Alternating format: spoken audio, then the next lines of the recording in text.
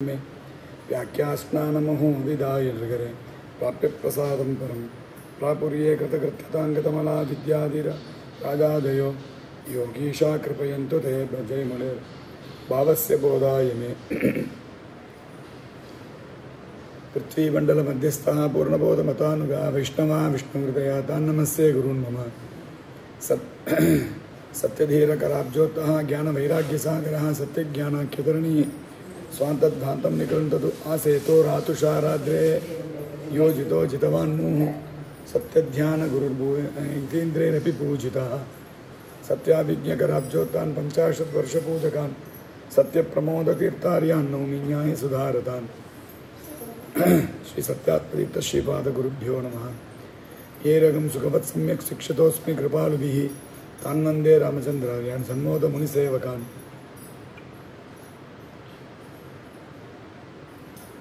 गुणगणनिलयं पतिम्प्रमायाः जगदगदगणं च वासवी सूनुं मुनिकुलतिलकं च पूर्णबोधं गुरुमिव परमं गुरुञ्च मे वन्दे आनन्दतीर्थभगवत्पादाचार्यविनिर्मितं व्याख्यास्य भगवद्गीता भाष्यं तत्करुणाबलात् देवं नारायणं नत्वा सर्वदोषविवर्जितं परिपूर्णं गुरुंश्चाङ्गीतार्थं वक्ष्यामि लेशतः। समस्तगुणसम्पूर्णं सर्वदोषविवर्जितं नारायणं नमस्कृत्य गीता तात्पर्यमुच्यते। श्री भगवान उवाच अशोचानन्वशोचस्त्वं प्रज्ञावादाञ्च भाषिणा प्रज्ञावादाञ्च भाषते न गदा अगता न गता न गतासुञ्च गतासूञ्च गतासूञ्च नानुशोचन्ति पंडिताः।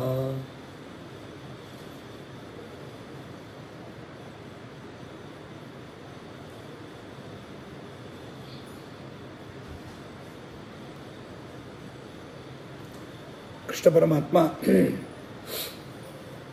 ಜೀವರುಗಳು ಮಾಡುವ ಕರ್ಮಗಳಿಗೆ 5 ಪ್ರಧಾನವಾದ ಕಾರಣಗಳು ಇದೆ. ಅಧಿಷ್ಠಾನಂ ತಥಾ ಕರ್ತ ಕರಣಂ ಚ ಪೃಥಗ್ವಿಧಂ ವಿವಿಧಾ ಚ ಪೃಥಕ್ ಚೇಷ್ಟಾಃ ದೈವಂ ಚೈವಾತ್ರ ಪಂಚಮಂ ಅಂತ ಈ 5 ಕಾರಣವನ್ನಾಗಿ ಕೃಷ್ಣ ಪರಮಾತ್ಮ ಹೇಳ್ತಾ ಇದ್ದಾನೆ. ನಿನ್ನೆ ಇದನ್ನು ನೋಡಿದೆವು, ಸಂಗ್ರಹವಾಗಿ ಇವತ್ತು ನೋಡ್ಕೊಂಡು ಮುಂದೆ ಹೋಗೋಣ. ಅಧಿಷ್ಠಾನ, ನಾವು ಏನು ಕರ್ಮ ಮಾಡಲಿಕ್ಕೂ ನಮ್ಮ ಮೊದಲು ಒಂದು ಜಾಗ ಬೇಕು, ವೆನ್ಯೂ. ಈಗ ಗೀತಾಭಿಯಾನ ಪ್ರವಚನ ನಡೀತದೆ ಅಂದರೆ ಎಲ್ಲಿ ನಡೀತದೆ ಅಂತ ಮೊದಲು ಕೇಳ್ತೇವೆ. ಎಲ್ಲಿ ನಡೀತದೆ, ಯಾರು ಹೇಳ್ತಾರೆ, ಇದೆಲ್ಲ ನಮ್ಮ ಪ್ರಶ್ನೆಗಳು ಬರುತ್ತೆ. ಅವಾಗ ಅಧಿಷ್ಠಾನದಲ್ಲೇ ಕಾಲವು ಸೇರ್ಕೊಂಡ್ಬಿಡ್ತದೆ. ಯಾವಾಗ ಟೈಮ್ ಇದೆಲ್ಲ ಅದರ ಜೊತೆಗೆ ಸೇರ್ತದೆ. ಅಧಿಷ್ಠಾನ ಭೂಮಿಯಾದಿಗಳು ಒಂದಾದರೆ ಇದು ಎಲ್ಲರಿಗೂ ಕಾಮನ್ ಆಗಿ ಅಧಿಷ್ಠಾನ. ಆದರೆ ಪ್ರಾತಿಷ್ಠಿಕವಾಗಿ ಇಂಡಿವಿಜುವಲ್ ಆಗಿ ತೆಗೆದುಕೊಂಡ್ರೆ ಆನ್ ದಿ ಹೋಲ್ ಭೂಮಿ ಎಂಬುದು ಎಲ್ಲರಿಗೂ ಅಧಿಷ್ಠಾನ. ಈ ಜಾಗ ಇದ್ದರೆ ನಾವೆಲ್ಲ ಕೂತ್ಕೊಂಡು ಕೇಳಲಿಕ್ಕಾಯ್ತು. ಜಾಗ ಇದ್ದರೆ ಕೂತ್ಕೊಂಡು ಕೇಳಲಿಕ್ಕಾಯ್ತು. ಅದಕ್ಕೆ ನಾನು ಇರಬೇಕು, ನನಗೆ ದೇಹ ಇರಬೇಕಲ್ಲ. ಅದಕ್ಕೆ ದೇಹ ನನಗೆ ಅಧಿಷ್ಠಾನ, ಜಾಗ ನನಗೆ ನಿಮಗೆ ಎಲ್ಲರಿಗೂ ಅಧಿಷ್ಠಾನ, ದೇಹ ನನಗೆ ಮಾತ್ರ ಅಧಿಷ್ಠಾನ. ಹೀಗೆ ಸೊ ಇಂಡಿವಿಜುವಲ್ ಆಗಿರೋ ಅಧಿಷ್ಠಾನ ಒಂದು, ಎಲ್ಲರಿಗೂ ಕಲೆಕ್ಟಿವ್ ಆಗಿರೋದು ಒಂದು. ಅವ ಭೂಮಿಯಾದಿಗಳು ಎಂಬುದು ಎಲ್ಲರಿಗೂ ಇರೋದು, ಕಾಮನ್ ಆಗಿರೋದು. ದೇಹ ಎಂಬುದು ನಮಗೆ ಇರೋದು ಅಧಿಷ್ಠಾನ. ಹೀಗೆ ಅಧಿಷ್ಠಾನಂ ಕರ್ತ ಎಂಬುದಕ್ಕೆ 2 ಥರ ಅರ್ಥ. ಒಂದು ಸ್ವತಂತ್ರ ಕರ್ತ ಪರಮಾತ್ಮ. ಯಾಕೆಂದರೆ ಯಾವುದೇ ಶಬ್ದಗಳು ಕೂಡ ಸಹಜವಾಗಿ ಅದು ಮುಖ್ಯವಾದದ್ದನ್ನೇ ಹೇಳೋದು. ಕರ್ತ ಅಂತಂದರೆ ಪ್ರಧಾನ ಕರ್ತ, ಸ್ವತಂತ್ರ ಕರ್ತ ಅಂತಲೇ ಡಿಫಾಲ್ಟ್ ಆಗಿ ಅದರ ಅರ್ಥ. ಅಂಥ ಪದಾರ್ಥ ನಮಗೆ ಸಿಕ್ಕಿಲ್ಲ ಅಂದರೆ ಆಮೇಲೆ ಸೆಕೆಂಡು ಥರ್ಡ್ ಅಂತ ಹೀಗೆ ಬರ್ತೇವೆ. ಅದಕ್ಕೆ ಕರ್ತ ಅಂದರೆ ಸ್ವತಂತ್ರ ಕರ್ತ. ಇನ್ನೊಂದು ಕರ್ತ ಎಂಬ ಶಬ್ದಕ್ಕೇನೆ ಅರ್ಥ ಪ್ರಾರಂಭ ದಿವಸನೇ ಹೇಳಿದ್ದೆ, ಜ್ಞಾನ ಇಚ್ಛಾ ಪ್ರಯತ್ನ ಇದೆಲ್ಲ ಇದ್ದರ ತನಕ ಕರ್ತೃತ್ವ ಬರ್ತದೆ ಅಂತ ಹೇಳಿದೆವು. ಅದಕ್ಕೊಂದು ಡೆಫಿನೇಷನ್ ಕೊಡೋ ಕಾಲಕ್ಕೆ ಇನ್ನೊಂದು ಹೇಳ್ತಾರೆ, ಸ್ವತಂತ್ರ ಕರ್ತ. ಯಾವೊಬ್ಬ ಕಾರಕಗಳನ್ನು ಒಂದು ಕೆಲಸ ಮಾಡಬೇಕಾದಾಗ ಬೇಕಾದ ಅಸೆಸರೀಸ್ ಇರುತ್ತೆ, ಎಕ್ವಿಪ್ಮೆಂಟ್ಸ್ ಇರುತ್ತೆ, ಇದೆಲ್ಲವನ್ನು ಯಾರು ಇಂಡಿವಿಜುವಲ್ ಆಗಿ ಹ್ಯಾಂಡಲ್ ಮಾಡ್ತಾರೆ ಅವನನ್ನು ಕರ್ತ ಅಂತ ಕರಿಬೇಕು. ಅವನ ಕರ್ತ. ಈಗ ನಾನು ಕಾರಲ್ಲಿ ಹೋಗ್ತೇನೆ, ಆದರೆ ಈ ಕಾರಲ್ಲಿ ನಾನು ಪ್ರಯಾಣ ಮಾಡಿದಿರೂ ಪ್ರಯಾಣ ನಾನು ಮಾಡ್ತಾ ಇದ್ದೇನೆ ನಿಜ. ಆದರೆ ಏನಾಗಿದೆ ಅಂದರೆ ಇದರಲ್ಲಿ ನನಗೆ ಆ ಕಾರಿನ ಮೇಲೆ ನನಗೆ ಕಂಟ್ರೋಲ್ ಇಲ್ಲ, ರೋಡಿನ ಮೇಲೆ ನನಗೆ ಕಂಟ್ರೋಲ್ ಇಲ್ಲ, ಯಾವುದೂ ನನ್ನ ಕಂಟ್ರೋಲಲ್ಲಿ ಇಲ್ಲ. ಆದರೆ ನಾನು ಸುಮ್ಮನೆ ಅದರಲ್ಲಿ ಹೋಗ್ತಾ ಇದ್ದೇನೆ ಅಷ್ಟೇ. ಇವಾಗ ನಾನು ಈ ಕರ್ತ ಅಂತ ಹೇಳಲಿಕ್ಕಾಗತ್ತಾ? ಇಲ್ಲಿ ಇಲ್ಲ. ಜಸ್ಟ್ ಪ್ರಯಾಣ ನನ್ನಲ್ಲಿ ಪ್ರಯಾಣ ನಡೀತಾ ಇದೆ ಅಷ್ಟೇ. ಹಾಗೆ ಕರ್ತ ಅಂತ ಅನ್ನಬೇಕಾದರೆ ಸ್ವಾತಂತ್ರ್ಯ ಇರಬೇಕು. ಅಂದರೆ ಆ ಕ್ರಿಯಾಕಾರಕಗಳನ್ನೆಲ್ಲ ಹ್ಯಾಂಡಲ್ ಮಾಡುವ, ಇಂಡಿವಿಜುವಲ್ ಹ್ಯಾಂಡಲ್ ಮಾಡುವ ಸಾಮರ್ಥ್ಯ ಇರಬೇಕು. ಇದು ಆಲೋಚನೆ ಮಾಡಿ ನೋಡಿದಾಗ ದೇವರು ಒಬ್ಬನೇ ಅಂತ ಸ್ವತಂತ್ರ ಕರ್ತ, ಇನ್ನೊಬ್ಬರು ಯಾರೂ ಇಲ್ಲ. ವಶೀ ವಶೇ ನಕಸ್ಯಾಪಿ ಯೋಜಿತೋ ವಿಜಿತ ಕಿಲಹ. ಎಲ್ಲವನ್ನು ತನ್ನ ವಶದಲ್ಲಿ, ಯಾಕಂದರೆ ಎಲ್ಲವನ್ನು ಹ್ಯಾಂಡಲ್ ಮಾಡಬೇಕಾದವಂದರೆ ಅದೆಲ್ಲವನ್ನು ತನ್ನ ವಶದಲ್ಲಿ ಇಟ್ಟುಕೊಂಡು, ತನ್ನ ಕಂಟ್ರೋಲಲ್ಲಿ ಇಟ್ಟುಕೊಳ್ಬೇಕು. ಎಲ್ಲವನ್ನು ತನ್ನ ವಶದಲ್ಲಿ ಇಟ್ಟುಕೊಂಡವ ಯಾರು ಜಗತ್ತಲ್ಲಿ? ಪರಮಾತ್ಮನೇ. ಅದನ್ನು ಅವನೇ ಸ್ವತಂತ್ರ ಕರ್ತ. ಭಾಗವತದಲ್ಲಿ ಕೇಳ್ತೇವಲ್ವ, ಮೊದಲು ಕರ್ತ ಅಂದಾಗಲಿಕ್ಕೆ ಎಲ್ಲವನ್ನು ತಿಳಿದಿರಬೇಕು. ನಮಗೆ ಮೊದಲು ಎಲ್ಲ ತಿಳಿದಿರೋದಿಲ್ಲ. ಕಾರ್ ನಂದು, ನಾನು ತಗೊಂಡಿದ್ದೇನೆ. ಕೆಲವು ಸಮಯ ನಾನೇ ಡ್ರೈವಿಂಗೂ ಮಾಡ್ತೇನೆ. ಏನೋ ಫಾಲ್ಟ್ ಆಯಿತು ಅಂದರೆ ಏನೂ ತಿಳಿಲ್ಲ ಅಂತ ಮೆಕ್ಯಾನಿಕ್ಗೆ ಫೋನ್ ಮಾಡ್ತೇವೆ. ಶರೀರ ನಂದು, ನನ್ನ ಕರ್ಮದಿಂದ ಬಂದದ್ದು. ಸತ್ಯಜ್ಞಾನ ತೀರ್ಥರು ಅದನ್ನು ಹೇಗೆ ವಿಶೇಷ ಅವರ ಆರಾಧನೆ, ಅವರ ಸ್ಮರಣ ಎಂದೂ ಮಾಡಬೇಕು. ಇವತ್ತಂತೂ ವಿಶೇಷವೇ ಮಾಡಬೇಕು. ಗೀತಾ ಅದು ನಮಗೆ ಮುಗಿದಿದೆ. ಇಲ್ಲಿ ಅಭಿಯಾನದಲ್ಲಿ 13ನೇ ಅಧ್ಯಾಯ ಕ್ಷೇತ್ರಜ್ಞ ವಿಚಾರ ಅಂತ, ಬಹಳ ಸ್ವಾರಸ್ಯವಾದ ವಿಚಾರ. ಕ್ಷೇತ್ರಜ್ಞ ವಿಚಾರ ಅಂತ ನಮಗೂ ಅದ್ವೈತಿಗಳಿಗೂ ಬಹಳಷ್ಟು ಅದರಲ್ಲಿ ವಿವಾದ ನಡೀತಾ ಇರ್ತದೆ. ಅದಕ್ಕೆ ಅದ್ವೈತಿಗಳೇನು ಹೇಳ್ತಾರೆ ಅಂದರೆ, ಕ್ಷೇತ್ರ ಅಂದರೆ ಶರೀರ, ಕ್ಷೇತ್ರಜ್ಞ ಅಂದರೆ ಶರೀರ ತಿಳ್ಕೊಂಡವ ಜೀವ. ಹಾಗೆ ಕ್ಷೇತ್ರಜ್ಞಂಚಾಪಿ ಮಾಂ ವಿದ್ಧಿ ಸರ್ವಕ್ಷೇತ್ರೇಷು ಭಾರತ ಅಂತ ಕೃಷ್ಣ ಹೇಳಿದ್ದಾನಾದ್ದರಿಂದ ದೇವರಿಗೂ ಜೀವರಿಗೂ ಅಭೇದ ಇದೆ ಭಗವದ್ಗೀತೆಯಲ್ಲಿ ಅಂತ. ಸತ್ಯಜ್ಞಾನರಿಗೆ ಗೀತಾ ಅಂದರೆ ಅಷ್ಟು ಇಷ್ಟವರಿಗೆ. ಗೀತಾರ್ಥ ಸಾರ ಸಂಗ್ರಹ ಅಂತ ಅಂದರೆ ಗೀತಾ ಭಾವಚಂದ್ರ ಅದಕ್ಕೆ ವ್ಯಾಖ್ಯಾನ ಬರೆದಿದ್ದಾರೆ. ವ್ಯಾಖ್ಯಾನ ಅಂದರೆ ಟಿಪ್ಪಣಿ ರೂಪ ಅಲ್ಲ, ಎಕ್ಸ್ಟೆಂಪರಾಗಿ ಉಪನ್ಯಾಸವಾಗಿ ಮಾಡಿ ಆ ಕಾಲದಲ್ಲೇ ಆ ಉಪನ್ಯಾಸವನ್ನು ಎಲ್ಲ ಭಾಷೆಗಳಲ್ಲಿ ಬರೆಸಿದ್ದಾರೆ. ಗೀತಾ ಪದಪದಾರ್ಥ ಸಂಗ್ರಹ ಅಂತಲೂ ಅದನ್ನು ಆಮೇಲೆ ಮಾಡಿದ್ದಾರೆ.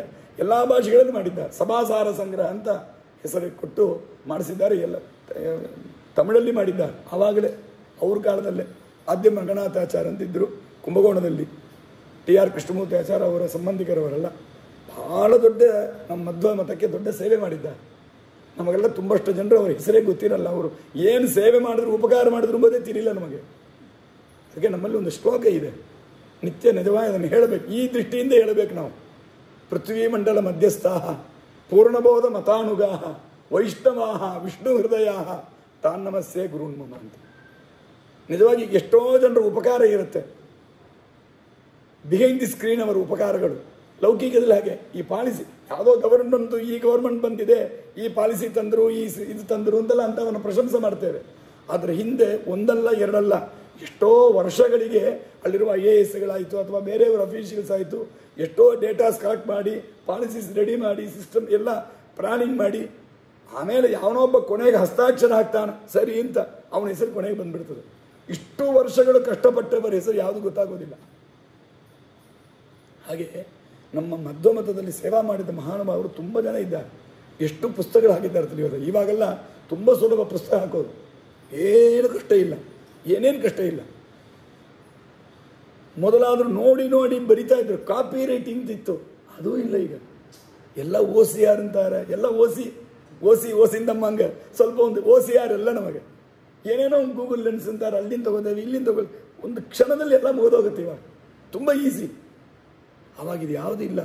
ಪ್ರಿಂಟಿಂಗಲ್ಲೂ ಅಚ್ಚು ಕೋರಿಸಿ ಅದೇನೇನೋ ಸಿಸ್ಟಮ್ ಇದೆ. ಆ ಕಾಲದಲ್ಲಿ ಅಷ್ಟು ಪುಸ್ತಕಗಳನ್ನು ರೆಡಿ ಮಾಡಿದ್ದಾರೆ. ಕೂತು ಎಷ್ಟು ಪುಸ್ತಕಗಳು, ಇಷ್ಟು ಸೌಕರ್ಯ ಇರೋ ಕಾಲಕ್ಕೆ ಇರೋಷ್ಟು ಪ್ರಿಂಟ್ ಮಿಸ್ಟೇಕ್ ಅಲ್ಲಿ ಇಲ್ಲ. ಎಷ್ಟು ಪ್ರಿಂಟ್ ಮಿಸ್ಟೇಕ್. ನಮ್ಮ ಆಚಾರ್ಯ ಹೇಳೋರು ಪಾಠ ಹೇಳೋ ಕಾಲಕ್ಕೆ ಪುಸ್ತಕ ಮೇಲೆ ಮಂತ್ರಾಕ್ಷಿದ ಹಾಕಿದೆ ಹಂಗಿದೆ ಎಂಬುದು. ಮಂತ್ರಾಕ್ಷಿದ ಹಾಕಿದರೆ ಸ್ಕ್ಯಾಟರ್ಡ್ ಹಾಗೇ ಬಿದ್ದಿರೋದು. ಹಾಗೆ ಆ ಪುಸ್ತಕಗಳು ತಿದ್ದಿದ್ದರೆ ಅಲ್ಲಲ್ಲಿ ತಿದ್ದಬೇಕಾಗ್ತದೆ ಇವಾಗಿರೋ ಪುಸ್ತಕಗಳು. ಆವಾಗ ಅದು ಅಷ್ಟು ಪ್ರಿಂಟ್ ಮಿಸ್ಟೇಕೂ ಇಲ್ಲ. ಇನ್ನು ಅದಕ್ಕೂ ಹಿಂದೆ ಇವರುಗಳು ಹೀಗಿದ್ದರು. ಅದಕ್ಕೆ ಹಿಂದೆ ಯಾಕಂದರೆ ಪ್ರಿಂಟಿಂಗೇ ಇಲ್ಲಲ್ಲ. ಅವಾಗ ಏನು ಮಾಡಬೇಕಂದ್ರೆ ಒಬ್ಬರು ಹೇಳ್ತಾ ಬರಿಬೇಕು. ಲೇಖಕರು ಅಂತ ಹೆಸರವರಿಗೆ ರೈಟರ್ಸ್.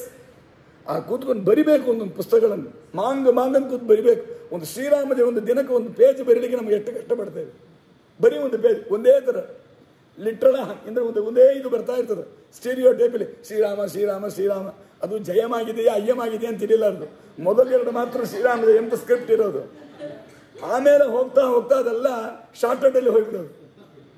ಅದು ಏನಂತಲೇ ಗೊತ್ತಾಗಲ್ಲ. ಅದು ಅಷ್ಟು ಸ್ಪೀಡ್ ಬರಿತೇವೆ. ಒಂದು ಪೇಜ್ ಒಂದು ದಿನಕ್ಕೆ ಬರೀಲಿಕ್ಕೆ ಅಂತ ಯಾರಾದ್ರು ಅಭ್ಯಾಸ ಇಟ್ಟುಕೊಂಡಿದ್ರೆ ಇಟ್ಟು. ಬರೀ ಅಭ್ಯಾಸ ಎಲ್ಲ ಇಟ್ಕೊಂಡಿಲ್ಲ. ಏನು ಯಾವ ಅಭ್ಯಾಸ ಇಟ್ಕೊಂಡಿರೋ ಅಂತ ಒಳ್ಳೆಯದಲ್ಲಿ ಯಾವುದೂ ನಾವು ಮಾಡೋದಿಲ್ಲ. ಹಾಗೆ ಇಷ್ಟು ಆಗ ಇದ್ದ ಕಾಲದಲ್ಲಿ ಬರೆದು ಇಟ್ಕೊಂಡಿದ್ದರು. ಬರೆದು ಬರಬೇಕು. ಅದಕ್ಕೆ ಆ ಬರೀಲಿಕ್ಕೆ ಅಂದರೆ ಒಂದು ಜನ ಇರ್ತಾ ಇದ್ದರು. ಅವರೆಲ್ಲ ಯಾರಾದರೂ ಒಂದು ಹೆಸರು, ಗೋತ್ರ, ನಕ್ಷತ್ರ ಗೊತ್ತಿಲ್ಲ. ಯಾವುದಾದ್ರೂ ಒಂದು ಅರ್ಚನೆಯಲ್ಲಿ ಎಲ್ಲೋ ಒಂದು ಗುಡಿಯೊಳಗೆ ಒಂದು ಊರಲ್ಲಿ ನಡೀತು, ಏನೊಂದು ಅರ್ಚನೆ ಮಾಡಲಿಕ್ಕೆ ಹೋದರೆ ಆ ಅರ್ಚನೆಯಲ್ಲಿರುವ ದೇವರಿಗೆ ಹೆಸರು, ಗುರುಗಳ ಹೆಸರು 108 ಹೆಸರು ಹೇಳಬೇಕು. ಸಾಮಾನ್ಯ ಅಷ್ಟೋತ್ತರ ಶತನಾಮ ನಿಂತಾರೆ. ಅದಕ್ಕೆ ಹೇಳೋ ಹೆಸರಿಗಿಂತ ಇವರು ಸ್ವಂತದವ್ರ ಹೆಸರು ಹೇಳ್ತಾರೆ ನೋಡ್ರಿ.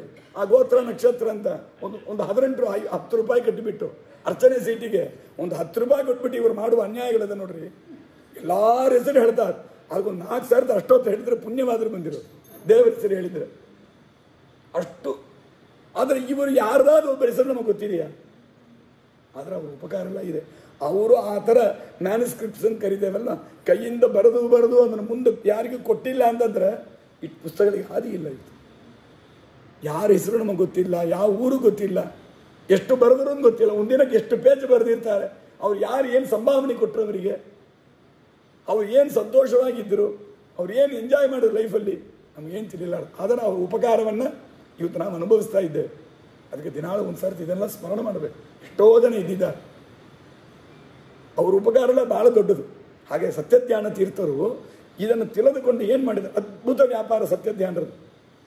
ಅವ್ರದ್ದೆಲ್ಲವೇ ಮೆಗ್ನಾನಿಸಬಹುದಾದ ವರ್ಕ್ಸ್. ಅವ್ರದ್ದು ಯಾವುದು ಸಾಮಾನ್ಯ ಇಲ್ಲ. ಅವರು ಯಾವುದು ಮಾಡಿದರು, ದೇವರ ಪೂಜೆ ಇರಲಿ, ವಾಕ್ಯಾರ್ಥ ಇರಲಿ, ಸಂಚಾರ ಇರಲಿ, ಪಂಡಿತರ ಪೋಷಣೆ ಇರಲಿ, ವಿದ್ಯಾರ್ಥಿಗಳ ಪೋಷಣೆ ಇರಲಿ, ಒಂದು ಚಾತುರ್ಮಾಸದ ಊರಿಗೆ ಹೋಗಿ ಕೂತದ್ದಿರಲಿ, ಯಾವುದಿದೆ ಒಂದು ಚಿಕ್ಕ ಲೆವೆಲ್ ಇಲ್ಲದು, ಎಲ್ಲ ದೊಡ್ಡ ದೊಡ್ಡ ಲೆವೆಲ್ ಅವರು. ಹಾಗೆ ಆ ಸಮಾಸಾರ ಸಂಗ್ರಹ ಅಂತ ಗೀತಾವಿನ ಮೇಲೆ ತಾನು ಉಪನ್ಯಾಸ ಮಾಡಿದ್ದಾನೆ. ಆ ಕಾಲದಲ್ಲಿ ಅನೇಕ ಭಾಷೆಗಳಲ್ಲಿ ಬರೆಸಿ ಪುಸ್ತಕಗಳಾಗಿ ಬಿಡುಗಡೆ ಮಾಡಿದ್ದ. ಸಿವಿಲ್ ಸೂಟ್ ಅಂತ ಒಂದು ಗ್ರಂಥ, ಅದೇ ಥರ ಸಿವಿಲ್ ಸೂಟ್ ಅಂತ ಭಾಳ ಅದ್ಭುತ ಇರೋದು. ತಮಿಳಲ್ಲಿ ಮಾಡಿಸಿದ್ದಾರೆ ಅದನ್ನು, ಎಲ್ಲ ಭಾಷೆ ಅನೇಕ ಭಾಷೆಯಲ್ಲಿ ಆಗಲೇ ಮಾಡಿಸಿದ್ದಾರೆ. ಒಂದು ಕೋರ್ಟಲ್ಲಿ ಆಗುವ ವಾದ ವಿವಾದ ಇದ್ದಂಗೆ, ಇದು ಹೈಕೋರ್ಟು ಈ ಕೋರ್ಟು ಅಂತಿದ್ದಂಗೆ ಅವರು ಬೇರೆ ಒಂದು ಹೊಸ ಕೋರ್ಟ್ ಕಂಡುಹಿಡಿದರು ಸತ್ಯಧ್ಯಾನರು. ಸಂಯಮಣಿಪುರಂ ಕೋರ್ಟ್ ಅಂತ. ಸಂಯಮಣಿಪುರ ಯಾವುದು ಅಂದರೆ ಯಮನ ಊರು. ಯಮನ ಊರಿಗೆ ಸಂಯಮಣಿಪುರ ಅಂತ ಹೆಸರು. ಆ ಊರಲ್ಲಿ ಕೋರ್ಟ್. ಜಡ್ಜಿ ಯಾರು ಅಂದರೆ ಧರ್ಮರಾಜ ಅವರೇ. ವಿಷ್ಣುದಾಸಾಚಾರ್ಯರು ವಾದಿ ವಕೀಲ್, ನಮ್ಮ ವಕೀಲ್ ವಿಷ್ಣುದಾಸಾಚಾರ್ಯರು. ಪ್ರತಿವಾದಿ ವಕೀಲ್ ಸುಭಾಷಾಸ್ತ್ರಿ ಯಾರು ಒಮ್ಮನ ಹೆಸರು. ಅವರಿಬ್ಬರಿಗೆ ವಾದ ವಿವಾದ. ಅದು ಹ್ಯಾಂಗೆ ಮಾಡಿದಾರಂದ್ರೆ, ಅಡ್ವೊಕೇಟ್ಸ್ಗಳನ್ನು ವಕೀಲಗಳನ್ನು ಕರೆಸಿ ಒಂದು ಕೋರ್ಟಲ್ಲಿ ಹ್ಯಾಂಗೆ ನಡೆಯೋದು ಎಂಬುದನ್ನು ಕೇಳಿ ತಿಳಿದುಕೊಂಡು ಆ ಟೆಕ್ನಿಕಲ್ ಟರ್ಮ್ಸ್ ಅದನ್ನು ಉಪಯೋಗಿಸಿ ಒಂದು ತತ್ವಮಸಿ ಶ್ರುತಿ ವಿಚಾರ, ಒಂದು ಅಧಿಕರಣ ಶ್ರುತಿ ವಿಚಾರ, ಈ ಗೀತಾವಿನ ವಿಚಾರ ಅಂತಂದ್ರೆ ಆ ವಿಚಾರ ತಗೊಂಡು ಆ ಒಂದು ಶ್ಲೋಕ ತಗೊಂಡು ಈ ಶ್ಲೋಕವನ್ನು ಪೂರ್ವಪಕ್ಷಿಗಳು ಪ್ರತಿವಾದಿ ವಕೀಲ್, ಸಿದ್ಧಾಂತಿ ವಾದಿ ವಕೀಲು, ವಾದಿ ಪ್ರತಿವಾದಿ ವಕೀಲು ಒಬ್ಬರೊಬ್ಬರಿಗೆ ಆರ್ಗ್ಯುಮೆಂಟ್ಸ್ ಮಾಡಬೇಕು. ಆ ಪ್ರೋಸ್ ಅಂಡ್ ಕಾನ್ಸ್ ಏನಿದೆ ಅದೆಲ್ಲ ವಿಚಾರ ಚರ್ಚೆ ಮಾಡಬೇಕು. ಸಾಕ್ಷಿ ಯಾರೋ ಅದನ್ನು ಕರಿಬೇಕು. ಇದೆಲ್ಲ ಡಿಸ್ಕಸ್ ಮಾಡಿ ಆಮೇಲೆ ಧರ್ಮರಾಜ ಜಡ್ಜ್ಮೆಂಟ್ ಕೊಡಬೇಕು. ಜಡ್ಜ್ಮೆಂಟ್ ಕೊಟ್ಟ ಮೇಲೆ ಪನಿಷ್ಮೆಂಟ್ ಇಲ್ಲಿ ಏನು ಅಂದರೆ ನೀ ಇದಕ್ಕೆ ನರಕ. ಹೀಗೆ ಅದೇನೊಂದು ಅದ್ಭುತ ಒಂದು ಸೆಟ್ಟಿಂಗ್ಸ್ ಅದು. ಆ ಸಿವಿಲ್ ಸೂಟ್ ಅಂತಂದರೆ ಅಷ್ಟು ಅದ್ಭುತ ಇರೋದು. ತಮಿಳಲ್ಲಿಯೂ ಆಗಿದೆ. 5 ವಾಲ್ಯೂಮ್ 6 ವಾಲ್ಯೂಮ್ 5 ಇಶ್ಯೂ ಅಂತ ಆಗಿದೆ. ಬುಕ್ ಆಗಿದೆ, ಅದು ಪೂರ್ತಿ ಆಗಿದೆ. 6 7 ಏನೋ ಇಶ್ಯೂಸ್ ಅದು ಅಷ್ಟಾಗಿದೆ. ತುಂಬ ಹಳೆಯ ಪುಸ್ತಕಗಳು ಸಿವಿಲ್ ಸೂಟ್. ಗೀತಾದ್ದು ಆಗಿದೆ, ಇದಾಗಿದೆ. ಆಮೇಲೆ ಇದೇ ಚೆನ್ನೈ ಒಳಗೆ, ಮತ್ತು ಚೆನ್ನೈ ಒಳಗೆ ನನ್ನ ನೆನಪು ಅಷ್ಟು ಎಕ್ಸಾಕ್ಟಾಗಿ ನೆನಪಿಲ್ಲ, ಗೀತೆಯಲ್ಲಿ ನಿಮ್ಮ ಮಧ್ಯಮತ ಬರ್ತಾ ಇಲ್ಲ ಅಂತ ಕೆಲವರು ವಿವಾದ ಬಂದರು. ಆಗ ಸತ್ಯಧ್ಯಾನರು ಒಂದು ಸಾರಿ ಉಪನ್ಯಾಸ, ಬರೀ ಗೀತೆ ಅಷ್ಟೇ, ಇನ್ಯಾವ ಶ್ರುತಿ ಉಪನಿಷತ್ತು ಯಾವುದು ತಗೊಳ್ಳೋದಿಲ್ಲ, ಭಗವದ್ಗೀತೆ ಮೇಲೆ ಮಾತ್ರ ನಮ್ಮ ಮತ ಸಿದ್ಧಾಂತ ಹೇಗೆ ಸರಿಯಾಗಿದೆ, ಮತ್ತು ಬೇರೆ ಮತಗಳು ಹೇಗೆ ತಪ್ಪು ಎಂಬುದನ್ನು ಕೇವಲ ಭಗವದ್ಗೀತೆ ಇಟ್ಕೊಂಡು ಉಪನ್ಯಾಸ ಮಾಡಿದ್ದಾರೆ. ಇದನ್ನು ಮಾಡಿದ್ದಾರೆ ಸತ್ಯಧ್ಯಾನರು. ಹೀಗೆ ಅವರು ಪ್ರವಚನದಲ್ಲೇ ಇಷ್ಟು ಅದ್ಭುತವಾದ ಮಹಿಮೆಗಳನ್ನು ತೋರಿಸಿದ್ದಾರೆ.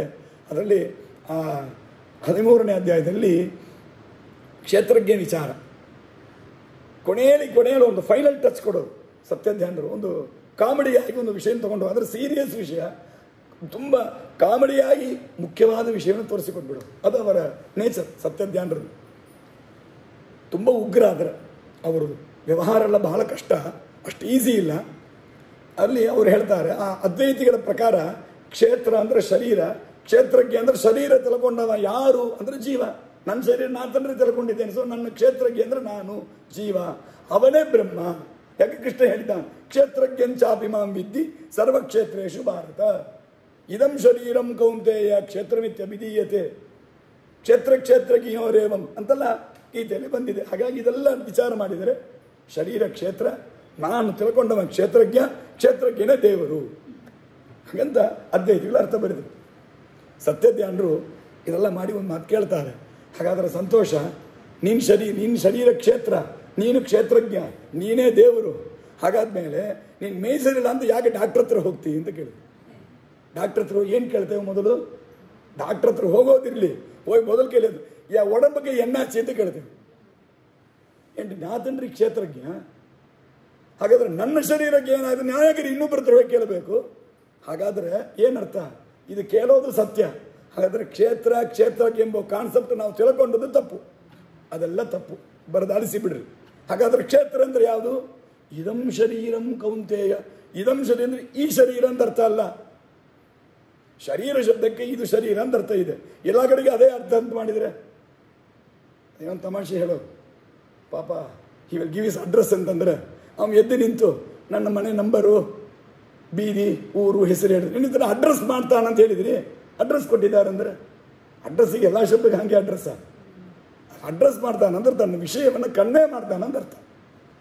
ಎಲ್ಲ ಕಡೆಗೆ ಅಡ್ರೆಸ್ ಅಂದರೆ ಮನೆ ನಂಬರು, ಬೀದಿ, ನಮ್ಮ ಬೀದಿ ಹೆಸರು ಹಾಕಿಕೊಡ್ತಾ ಇದ್ರೆ ಹಾಗೆ ಶರೀರ ಶಬ್ದಕ್ಕೆ ಇದು ಸರಿ ಅರ್ಥ. ಎಲ್ಲ ಕಡೆ ಶರೀರ ಇದು ಅರ್ಥ ಅಲ್ಲ. ಮತ್ತು ಶರೀರ ಅಂದರೆ ಯಾವುದು? ಅದನ್ನು ಕ್ಷೇತ್ರ ಅಂತ ಯಾವ ಶರೀರವನ್ನು ಕ್ಷೇತ್ರ ಅಂತ ಕರೆದಿದ್ದಾರೆ ಅಂದರೆ ಪ್ರಕೃತಿ 8 ವಿಧವಾದ ಪ್ರಕೃತಿ, ಮಹತ್ತತ್ವ, ಅಹಂಕಾರ ತತ್ವ ಇದೆಲ್ಲ ಸೇರಿದ್ದಕ್ಕೆ ಕ್ಷೇತ್ರ ಅಂತ ಹೆಸರು. ಅದನ್ನು ಶರೀರ ಅಂತ ಕರೀತಾರೆ. ಯಾಕೆ? ನಮ್ಮೆಲ್ಲರಿಗೆ ಅಲ್ಲಿ ವಾಸ ಮಾಡಿಸಿ ನಮಗೆ ಹಿಂಸಾದಿಗಳನ್ನು ಕೊಡ್ತದಾದ್ದರಿಂದ ಇದನ್ನು ಶರೀರ ಅಂತ ಕರಿಬೇಕು. ಹಾಗಂತ ಶ್ರು ಹಿಂಸಾಯಾಮ್ ಅಂತದಕ್ಕೊಂದು ವರ್ಬ್. ಆ ವರ್ಬಿನ ಮೇಲೆ ಇದು ಬಂದಿದೆ ಎಂಬುದನ್ನು ತೋರಿಸಿ ಗೀತೆಯಲ್ಲೇ ಇಷ್ಟು ಬಂದಿದೆ. ಬೇರೆ ಇದು ಪ್ರತ್ಯೇಕ ಇನ್ನೊಬ್ಬರು ಬಂದು ಹೇಳಬೇಕಾಗಿಲ್ಲ. ಗೀತೆಯಲ್ಲೇ ಬಂದದ್ದು, ಹಿಂದೆ ಮುಂದೆ ಬಂದದ್ದು. ಅದನ್ನು ಅವರು ಯಾವಾಗಲೂ ನೋಡೋದಿಲ್ಲ.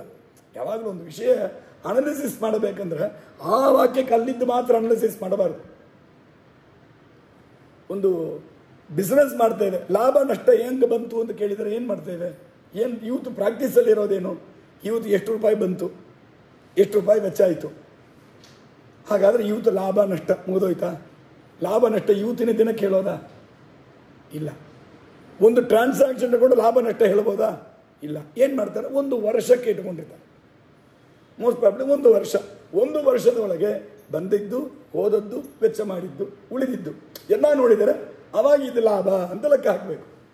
ಅದಿಲ್ಲ ಹಂಗೆ ಒಂದೊಂದು ದಿನಕ್ಕೆ ನಾನು ಲಾಭ ನಷ್ಟ ಲೆಕ್ಕ ನೋಡ್ತೇನೆ ಅಂತಂದರೆ ಇವತ್ತು ನಮಗೆ ಫೇಲ್, ಇದು ಲಾಸು, ಇವತ್ತು ಪ್ರಾಫಿಟ್ ಅಂತ ಹೇಳ್ತಾ ಇದ್ದರೆ ಅದು ಹೆಂಗೆ ಒಂದು ಸರಿಯಾದ ಒಂದು ಐಡಿಯಾ ಆ ಕಂಪನಿ ಮೇಲೆ ಬರಲಿಕ್ಕಿಲ್ಲ. ಒಂದು ಡ್ಯೂ ಕೋರ್ಸ್ ಬೇಕು, ಒಂದು ಟೈಮ್ ಸ್ಪ್ಯಾನ್ ಬೇಕು. ಆ ಟೈಮಲ್ಲಿ ಇದ್ದರೆ ಅದನ್ನು ನಿಯಮ ಮಾಡಬೇಕು.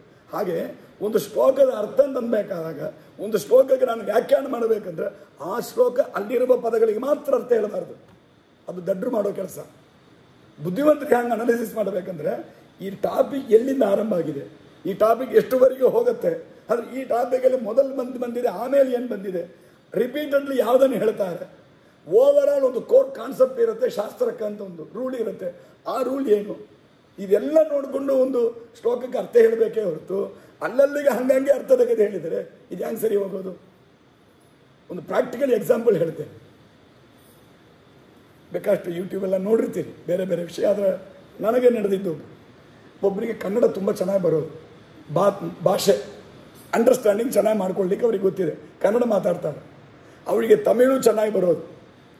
ನಾನು ಯಾವುದೋ ಒಂದು ಊರಲ್ಲಿ ನನ್ನ ಉಪನ್ಯಾಸ ಕರೆದಿದ್ದು, ಯಾವುದೋ ಒಂದು ಊರಲ್ಲಿ ಅಲ್ಲಿ ಉಪನ್ಯಾಸ ಮಾಡಬೇಕಾದಾಗ ತಮಿಳು ಹೇಳ್ರಿ ಅಂದರು. ಎಲ್ಲ ಥರ ಜನ ಇದ್ದರು, ತಮಿಳು ಹೇಳ್ರಿ ಅಂದರು. ನನಗೆ ತಮಿಳು ಹೇಳಲಿಕ್ಕೆ ಬರ್ತಿತ್ತು ಸ್ವಲ್ಪ, ಅದು ನನಗೆ ಇಂಟ್ರೆಸ್ಟ್ ಇಲ್ಲ ಅದರಲ್ಲಿ ಹೇಳಲಿಕ್ಕೆ. ಯಾಕಂದ್ರೆ ಅದು ಎಲ್ಲ ವಿಷಯ ರಿವೀಲ್ ಮಾಡಲಿಕ್ಕೆ ನನಗೆ ಇಷ್ಟ ಇಲ್ಲ. ಅದಕ್ಕೇನು ಮಾಡಿದ್ರೆ ತಮಿಳು ಬರಲಾರ್ದು ಮುಂದೆ. ಅವ್ರೇನು ಮಾಡಿದ್ರು, ಇಲ್ಲ ನೀವು ಕನ್ನಡದಲ್ಲಿ ಹೇಳ್ರಿ, ನಾ ಹಾಗೆ ಟ್ರಾನ್ಸ್ಲೇಟ್ ಮಾಡ್ತೇನೆ ನಾನು.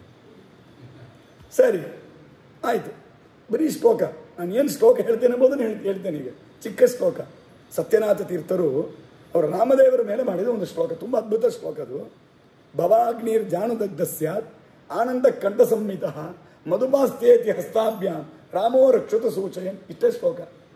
ಶ್ಲೋಕ ರಾಮದೇವರು ಹೀಗೆ ನಿಂತಿರ್ತಾನೆ. ಒಂದು ಕೈಯನ್ನು ಅಂದರೆ ಬಿಲ್ಲನ್ನು ಧರಿಸ್ಕೊಂಡು ಬಾಣವನ್ನು ಇಟ್ಕೊಂಡು ಹಿಂಗೆ ಇಟ್ಕೊಂಡಿದ್ದಾನೆ ದೇವರು. ಇದು ರಾಮದೇವರು ನಿಂತಿರುವ ಪೋಸ್ಟರ್. ನಮ್ಮ ಮೂಲರಾಮ ದೇವರು ನೋಡಿದ್ರು ಹಾಗೆ ನಿಂತಿರ್ತಾರೆ. ಆ ಮೂಲರಾಮ ದೇವರನ್ನು ಸತ್ಯನಾಥರು ವರ್ಣನೆ ಮಾಡ್ತಾರೆ, ಹೇಗಿದ್ದಾನೆ ದೇವರು ಅಂತ. ಹೀಗೆ ನಿಂತ್ಕೊಂಡಾನೆ. ಸಾಮಾನ್ಯವಾಗಿ ದೇವರೊಂದು ಪೋಸ್ಟರ್ ನಿಲ್ತಾನೆ ಅಂದರೆ ಆ ಪೋಸ್ಟರ್ ಏನೋ ಒಂದು ಇಂಡಿಕೇಟ್ ಮಾಡ್ತಾನೆ. ಪೋಸ್ಟರ್ ನಿಂತಿರೋಣದ್ರಿಂದ ಏನೋ ಒಂದು ವಿಷಯವನ್ನು ಇಂಡಿಕೇಟ್ ಮಾಡ್ತಾನೆ. ಏನು ದೇವರು ಸೂಚನೆ ಮಾಡ್ತಾನೆ ಅಂದರೆ ಕಾಲನ್ನು ಅಂದರೆ ಕೈಯನ್ನು ದೇವರ ಆಜಾನುಬಾಹು, ಆಜಾನುಬಾಹು ಮುಟ್ಟಿ ತನಕ ಅವನ ಕೈ ಉದ್ದ ಇರ್ತದೆ. ಹಾಗಾಗಿ ಹೀಗೆ ಇಟ್ಕೊಂಡಿದ್ದಾನೆ ದೇವರು. ಅಲ್ಲಿ ಬಾಣವನ್ನು ಕೈ ಹಿಡ್ಕೊಂಡಾನೆ.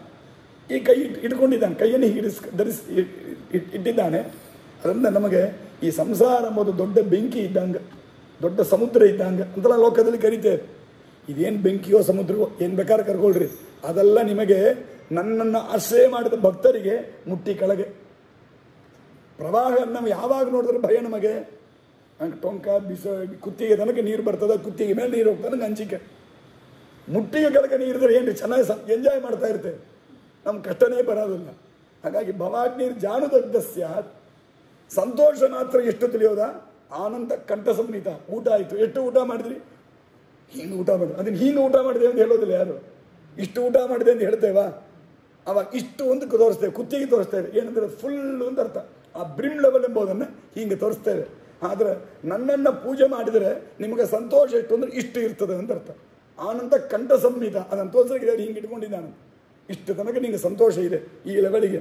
ಈ ವಾಟರ್ ಟ್ಯಾಂಕ್ ಎಲ್ಲ ಆ ಪಕ್ಕದಲ್ಲಿ ಒಂದು ಇದಿಟ್ಟರು, ನೀರೆಷ್ಟಿದೆ ಅಂತ ತೋರಿಸೋಕೆ ಒಂದು ಇದು ಇರೋರು. ಅದರ ಹಂಗೆ ದೇವರು ಪಕ್ಕದಲ್ಲಿ ತೋರಿಸ್ತಾ ಇದ್ದಾನೆ ಇಂಡಿಕೇಟರ್ನ. ಆನಂದ ಕಂಠ ಸಂಹಿತ ಯಾವುದರಿಂದ ಮಧುಪಾಸ್ತ್ಯ, ಕೈ ಹಿಂಗಿಟ್ಟಿದ್ದಾನಲ್ಲ, ನನ್ನನ್ನು ಉಪಾಸನ ಮಾಡಿದರೆ ಈ ಫಲ ನಿನಗೆ ಆಗತ್ತೆ ಅಂತ ದೇವರು ತೋರಿಸ್ತಾ ಇದ್ದಾನೆ. ಇಷ್ಟೇ ಶ್ಲೋಕ, ಇಷ್ಟೇ ಅರ್ಥ. ಇದೇನು ತುಂಬ ಶಾಸ್ತ್ರ ವಿಷಯ ಅಲ್ಲ, ತುಂಬ ಇದು ನಾನೇನು ಹೇಳಿದೆ ಅವ್ರ ಹತ್ರ, ನಾನು ಪೂರ್ತಿ ಹೇಳ್ತೇನೆ, ಆಮೇಲೆ ತಮ್ಮಲ್ಲಿ ಟ್ರಾನ್ಸ್ಲೇಟ್ ಮಾಡಿರಿ. ನಾನು ಮೊದಲೇ ಹೇಳಿದೆ, ಒಂದು ಕಾಷನ್ ಕೊಟ್ಟೆ. ಆಕ್ಸಿಡೆಂಟ್ ಝೋನ್ ಅಂತ ಹಾಕ್ತಾರಲ್ಲ ರೋಡಲ್ಲಿ, ಅದಕ್ಕೋಸ್ಕರ ಆ ಥರ ಒಂದು ಕಾಷನ್ ಕೊಟ್ಟೆ ಅವರಿಗೆ. ಅವರೇನು ಮಾಡಿದ್ರು, ಅದೆಲ್ಲ ಬೇಡ, ನಾನು ಅಷ್ಟು ದೂರ ಹೇಳಿದ್ರೆ ಮರ್ತೋಗ್ಬಿಡುವೆ, ಅದಕ್ಕೆ ನೀವು ಹೇಳ್ರಿ, ಒಂದೊಂದು ಲೈನ್ ಹೇಳ್ತಾ ನಾನು ಹಾಗೆ ಟ್ರಾನ್ಸ್ಲೇಟ್ ಮಾಡ್ತೇನೆ ಅಂತ ಅಂದರು. ಸರಿ ನೋಡ್ರಿ, ಸರಿ ಬರ್ತದ ನೋಡ್ರಿ ಹಿಂದೆ, ಇಲ್ಲೆಲ್ಲ ನಾನು ಮಾಡ್ಕೋತೇನೆ ಅಂದರು. ಸರಿ ಎಂದು ನಾನು ಹೇಳಿದೆ ಕನ್ನಡದಲ್ಲಿ. ಅವರು ಅದನ್ನು ತಮಿಳಿ ಮಾಡ್ತಾರೆ.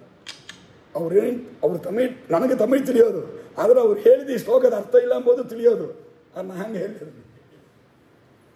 ಎಲ್ಲ ಮುಗಿದ ಮೇಲೆ ಅವ್ರು ಹೇಳಿದ್ರು ಕೊನೆಯಲ್ಲಿ, ನಾ ಕನ್ನಡದಿಂದ ತಮಿಳು ಟ್ರಾನ್ಸ್ಲೇಟ್ ಮಾಡೋದು ಈಸಿ ಅಂತ ತಿಳ್ಕೊಂಡಿದ್ದೆ, ಆದರೆ ನೀವು ಒಂದು ಕೊನೆಯ ವಾಕ್ಯ ಕಂಪ್ಲೀಟ್ ಮಾಡೋ ತನಕ ನೀವೇನು ಹೇಳಲಿಕ್ಕೆ ಬರ್ರಿ, ನಿಮ್ಮ ಐಡಿಯಾನೇ ನನ್ನ ಮನಸ್ಸಿಗೆ ಬರಲೇ ಇಲ್ಲ, ನಾ ಹೆಂಗೆ ಟ್ರಾನ್ಸ್ಲೇಟ್ ಮಾಡಿರಿ ಅಂತ ಕೇಳಿದರು. ಅದನ್ನೇ ನಾನು ಅವತ್ತು ಹೇಳಿದೆ.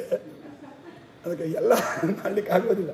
ಅಂದರೆ ಇದರ ಅಭಿಪ್ರಾಯ, ಒಂದು ವಿಷಯ ಅದರ ಆ ಟಾಪಿಕ್ ಏನಿದೆ ಅದು ಮುಗಿಯೋ ತನಕ ಅಲ್ಲಿ ಏನು ಹೇಳಲಿಕ್ಕೆ ಬರ್ರೆ ನಮ್ಗೆ ಅರ್ಥ ಆಗ್ತದೆ, ಅಷ್ಟಕ್ಕೆ ಅರ್ಥ ಆಗಿಬಿಡ್ಲಾರ. ಅದು ಸ್ಟೆಪ್ ಬೈ ಸ್ಟೆಪ್ ಹೋಗಬೇಕು. ಕೊನೆ ಎಲ್ಲ A to Z ಎಲ್ಲವನ್ನೂ ಆದ್ಮೇಲೆ ಅದು ಕಾರ್ಲೇಟ್ ಮಾಡಬೇಕು. ಹೊರತು ಒಂದೊಂದನ್ನೇ ಮಾಡಿದರೆ ಯಾಗಸಾಲೆಗಳು ಆಭರಣಗಳು ಮಾಡೋದು, ಮಣಿ ಏನೋ ಮುತ್ತಿನ ಸರ ಮಾಡ್ತಾರೆ ಅಂದ್ರೆ ಅವ ಏನೋ ನೋಡೋದು, ಇಷ್ಟು ಹುಡು ಕಂಬಿ ತಗೊಂಬ, ಕಟ್ ಮಾಡುವ, ಏನೋ ಮಾಡುವ, ಮುಡುಕುವ, ನೋಡ್ತಾ ಇದ್ರೆ ಏನು ಇಷ್ಟು ಹುಡಿದೆ, ಹ್ಯಾಂಗ ಮಾಳೆ ಆಗೋದು ನೋಡ್ತಾ ಮಾಡ್ತಾ ಇರಬೇಕು.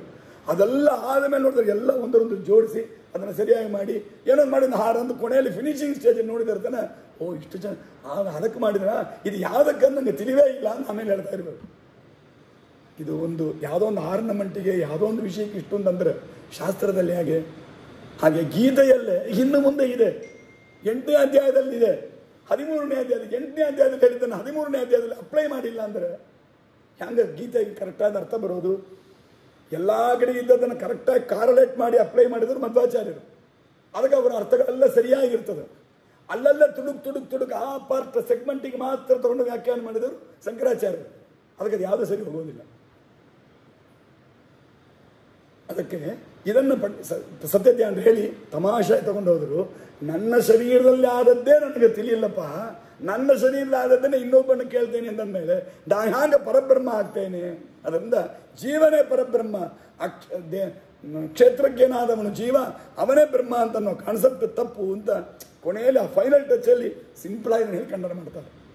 ಹಾಗೆ ಅವ್ರದ್ದು ಅದ್ಭುತವಾದ ವ್ಯಾಪಾರ. ಇದರಲ್ಲಿಯೂ ತುಂಬಷ್ಟು ವಿಷಯಗಳು ಮುಂದೆ ಬರ್ತದೆ, ಅವರು ಅಲ್ಲಲ್ಲಿ ಉಪನ್ಯಾಸಗಳಲ್ಲಿ ಹೇಳಿದ್ದು ಇರಲಿ.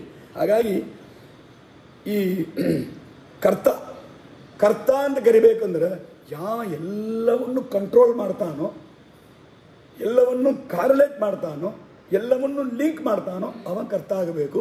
ಮೊದಲು ಅವ ಎಲ್ಲವನ್ನು ತಿಳಿದಿರಬೇಕು.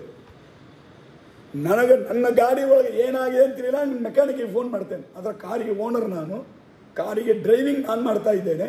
ಆದರೆ ಏನು ನಡೀತದೆ ನನಗೆ ತಿಳಿಯಿಲ್ಲ. ಈಗ ನಾನು ಹ್ಯಾಂಗೆ ಎಲ್ಲದಕ್ಕೂ ಕರ್ತ ಆಗಲಿಕ್ಕೆ ಸಾಧ್ಯ? ಹಾಗಾದರೆ ಕರ್ತ ಅಂತ ನಾವು ಎಲ್ಲವನ್ನು ತಿಳಿದಿರಬೇಕು. ನಾವು ಎಲ್ಲವನ್ನು ತಿಳಿದಿದ್ದೇವಾ? ತಿಳಿಯೋದಿಲ್ಲ. ಎಷ್ಟೋ ವಿಷಯ ಆಕ್ಸಿಡೆಂಟ್ ಆ ವಿಷಯ ನಡೆದಿರ್ತದೆ.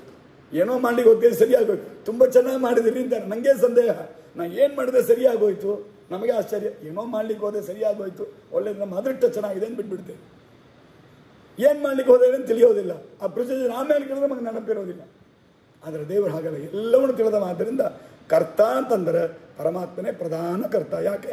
ಅವನೇ ಸ್ವತಂತ್ರ, ಅವನೇ ಸರ್ವಜ್ಞ, ಅವನೇ ಸರ್ವಶಕ್ತ. ಅದರಿಂದ ಅವನೇ ಕರ್ತ ಆಗಿದ್ದಾನೆ. ಕರ್ತ ಕರಣಂ. ಒಂದು ಕೆಲಸ ಮಾಡಬೇಕಂದ್ರೆ ಅನೇಕ ಉಪಕರಣಗಳು ಬೇಕು. ಇಂದ್ರಿಯಗಳು, ಪದಾರ್ಥಗಳು, ದ್ರವ್ಯಗಳು, ಇದೆಲ್ಲ ಉಪಕರಣಗಳು, ಇದೆಲ್ಲ ಕಾರಣ ಅಂತ ಆಗುತ್ತೆ. ಈಗ ನೋಡ್ರಿ, ಒಂದು ಪ್ರವಚನ ಮಾಡಬೇಕು ಅಂತಂದರೆ ಒಂದು ಪುಸ್ತಕ ಬೇಕು, ಅಥವಾ ಯಾವುದೋ ಒಂದು ಪದಾರ್ಥ ಬೇಕು, ಅಥವಾ ಎಲ್ಲೋ ಒಬ್ಬರಿಗೆ ತೋರಿಸಲಿಕ್ಕೆ ಒಂದು ಉಪಕರಣ. ಇದೆಲ್ಲ ಟೂಲ್ಸ್. ಎಲ್ಲೋ ಇದ್ದವರಿಗೆ ಇದನ್ನು ಕೇಳಿಸಲಿಕ್ಕೆ ಇದು ಒಂದು ಪದಾರ್ಥ. ಇದನ್ನು ಕೆಲಸ ಮಾಡಿಸಲಿಕ್ಕೆ ಏನೋ ಒಂದು ನೆಟ್ವರ್ಕ್, ಏನೇನು ಇದಕ್ಕೆ ಕೆಲಸ ಮಾಡಲಿಕ್ಕೆ ಒಂದು ಸಾಫ್ಟ್ವೇರ್. ಇದೆಲ್ಲವೂ ಕಾರಣಗಳು. ಇದೆಲ್ಲವನ್ನು ತಯಾರಿ ಮಾಡಬೇಕು. ನಾವು ಇದು ಯಾವುದು ಮಾಡೋರಲ್ಲ, ನಾವು ನೇರ ಕೆಲಸಕ್ಕೆ ಇಳಿದು ಬಿಡ್ತೇವೆ. ಇದೆಲ್ಲ ಮಾಡಿಕೊಡೋರು ಯಾರು? ಈ ಮನೆಯೊಳಗೆ ಈ ಅತ್ತೆ ಸೊಸೆ ನಡುವೆ ಒಂದು ಪ್ರಾಬ್ಲಮ್ ಬರೋರು. ಹಳೆ ಕಾಲದಲ್ಲಿ ಅತ್ತೆ ದೊಡ್ಡವರು ಅಡಿಗೆ ಮಾಡೋರು, ಸೊಸೆ ಅಂದರು ಸುತ್ತು ಕೆಲಸ ಮಾಡೋರು. ಅತ್ತೆ ಸೊಸೆ ಎಲ್ಲ ಮನೇಲಿ ಇದ್ದಾಗ, ಅವರೆಲ್ಲ ಕೆಲಸ ಮಾಡ್ತಾ ಇದ್ದಾಗ ಹೀಗೆ ನಡೀತಾ ಇತ್ತು. ಆವಾಗ ಅವರಿಬ್ಬರೊಂದು ಗಲಾಟೆ, ಅಡಿಗೆ ಮಾಡೋದು ಎಷ್ಟು ದೊಡ್ಡ ಕೆಲಸ ತಿಳಿಯೋದಾ ಅಂತ. ಆವಾಗ ಸೊಸೆ ಹೇಳೋದು, ಒಂದಿನ ನೀವು ಸುತ್ತು ಕೆಲಸ ಮಾಡಿರಿ, ನಾನು ಅಡಿಗೆ ಮಾಡ್ತೇನೆ. ಅಡಿಗೆ ಮಾಡೋದು ಕೂತು ಏಳಿಸೋದು, ಇಳಿಸೋದು, ಬಾರಿಸೋದು, ಸುಬ್ಬೋದು, ಇಳಿಯೋದು ಆಯಿತು. ಸುತ್ತು ಕೆಲಸ ಇಲ್ಲಿಂದ ಅಲ್ಲಿ ಹೋಗ್ಬೇಕು, ಅದನ್ನು ತರಬೇಕು, ಇಷ್ಟು ತರಬೇಕು, ಇದು ತೆಗೆದಿಡಬೇಕು, ಅದು ಮಡಿಬೇಕಾದ ಅದಕ್ಕೆ ಬೇಕು, ಮೇಲಿಗಿನ ಬೆಳ್ಳಿಗೆ ಅದು ಮಾಡಬೇಕು, ಎಲ್ಲಾನು ಸುತ್ತು ಮಾಡಬೇಕು. ಆ ಸುತ್ತು ಕೆಲಸ ಕಷ್ಟ. ಆದರೆ ಏನು ಮಾಡೋದು? ಪ್ರಧಾನ ಕೆಲಸ ಮಾಡಿಬಿಟ್ಟು ಬಾಕಿಯೆಲ್ಲ ಬೇರೆಯವ್ರು ಕೊಟ್ಬಿಟ್ಟು ನಾ ಕೆಲಸ ಮಾಡಿದೆ, ಅವ್ರಿಗೆ ಹೆಸರು ಕೀರ್ತಿಲ್ಲ, ಅಡಿಗೆ ತುಂಬ ಚೆನ್ನಾಗಿದೆ ಅಂದ್ಬಿಡೋರು. ಆಮೇಲೆ ರುಬ್ಬೋದು, ಹುರಿಯೋದೆಲ್ಲ ಬೇರೆಯೊಬ್ಬರು ಮಾಡಿರೋರು. ಕೊನೆಗೆ ಈ ಇಲ್ಲಿಲ್ಲ, ಇಂಥ ಕೆಲಸ ಪ್ರಾಬ್ಲಮ್ ಬರುತ್ತೆ. ಆವಾಗ ಯಾವುದೋ ಒಂದು ಅಂಶ ನಾವು ತೆಗೆದುಕೊಂಡು ಉಳಿದಂದ್ರೆ ಇನ್ನೊಬ್ಬರಿಗೆ ಹಂಚಿಕೊಟ್ಬಿಟ್ಟು ಮುಖ್ಯವಾದ ಹೆಸರು ನಾವು ತಗೊಂಡು ಹೋಗ್ತೇವೆ. ಆದರೆ ದೇವರ ವಿಷಯದಲ್ಲಿ ಹಾಗಲ್ಲ. ಎಲ್ಲವೂ ಅವನೇ ಮಾಡಬೇಕು. ಒಂದೊಂದು ಅವನಿಗೆ ಗೊತ್ತಿದೆ, ಒಂದೊಂದು ಅವನು ಎಲ್ಲ ಇಂಟಗ್ರೇಟ್ ಮಾಡಬೇಕು ಅದೆಲ್ಲವನ್ನು. ಹಾಗಾದರೆ ಇದೆಲ್ಲ ಕಾರಣಗಳು. ಯಾವ್ಯಾವ ಕಾರಣಗಳು ಯಾವುದು? ಗಿಡವನ್ನು ಮುರಿಯೋವ ಒಬ್ಬ ಇವೇ ಇದ್ದಾನೆ, ಗಿಡವನ್ನು ಮುರಿತಾನೆ ಒಬ್ಬ. ಆದರೆ ಗಿಡ ಮುರಿಯೋಣ ಕೈಯಲ್ಲಿ ಕೋಡಲಿ ಬೇಕು, ಅದು ಕಾರಣ. ಆದರೆ ಅವನಿಗೆ ಕೋಡಲಿ ಕೈಯಲ್ಲಿ ಕೊಟ್ಟರೆ ಗಿಡವನ್ನು ಮುರಿಯುವ ಅಷ್ಟೇ. ಕೋಡಲಿ ಮಾಡಲಿಕ್ಕೆ ಅವನಿಗೆ ಬರಲಾರದು. ಕೋಡಲಿ ಮಾಡಲಿಕ್ಕೆ, ಆ ಕಬ್ಬಿಣದ ಪದಾರ್ಥವನ್ನು ಮಾಡಲಿಕ್ಕೆ ಅದಕ್ಕೊಬ್ಬ ಬೇಕು. ಅದಕ್ಕೆ ಕೈಯಲ್ಲಿ ಹ್ಯಾಂಡಲ್ ಅದನ್ನು ಮಾಡಲಿಕ್ಕೆ ಇನ್ನೊಬ್ಬ ಬೇಕು. ಕಬ್ಬಣದ ಇದನ್ನು ಮಾಡಲಿಕ್ಕೆ ಬಂದವನಿಗೆ, ಕೋಡಲಿ ಆ ಕಬ್ಬಣದ ಭಾಗವನ್ನು ಮಾಡಲಿಕ್ಕೆ ಬಂದವನಿಗೆ ಕೈ ಹಿಡಿ ಮಾಡಲಿಕ್ಕೆ ಬರಲಾರದು. ಹಿಡಿ ಮಾಡಲಿಕ್ಕೆ ಬಂದವನಿಗೆ ಅದನ್ನು ಮಾಡಲಿಕ್ಕೆ ಬರಲಾರದು. ಎರಡೂ ಮಾಡಲಿಕ್ಕೆ ಬಂದವನಿಗೆ ಕತ್ತರಿಸಲಿಕ್ಕೆ ಬರಲಾರದು.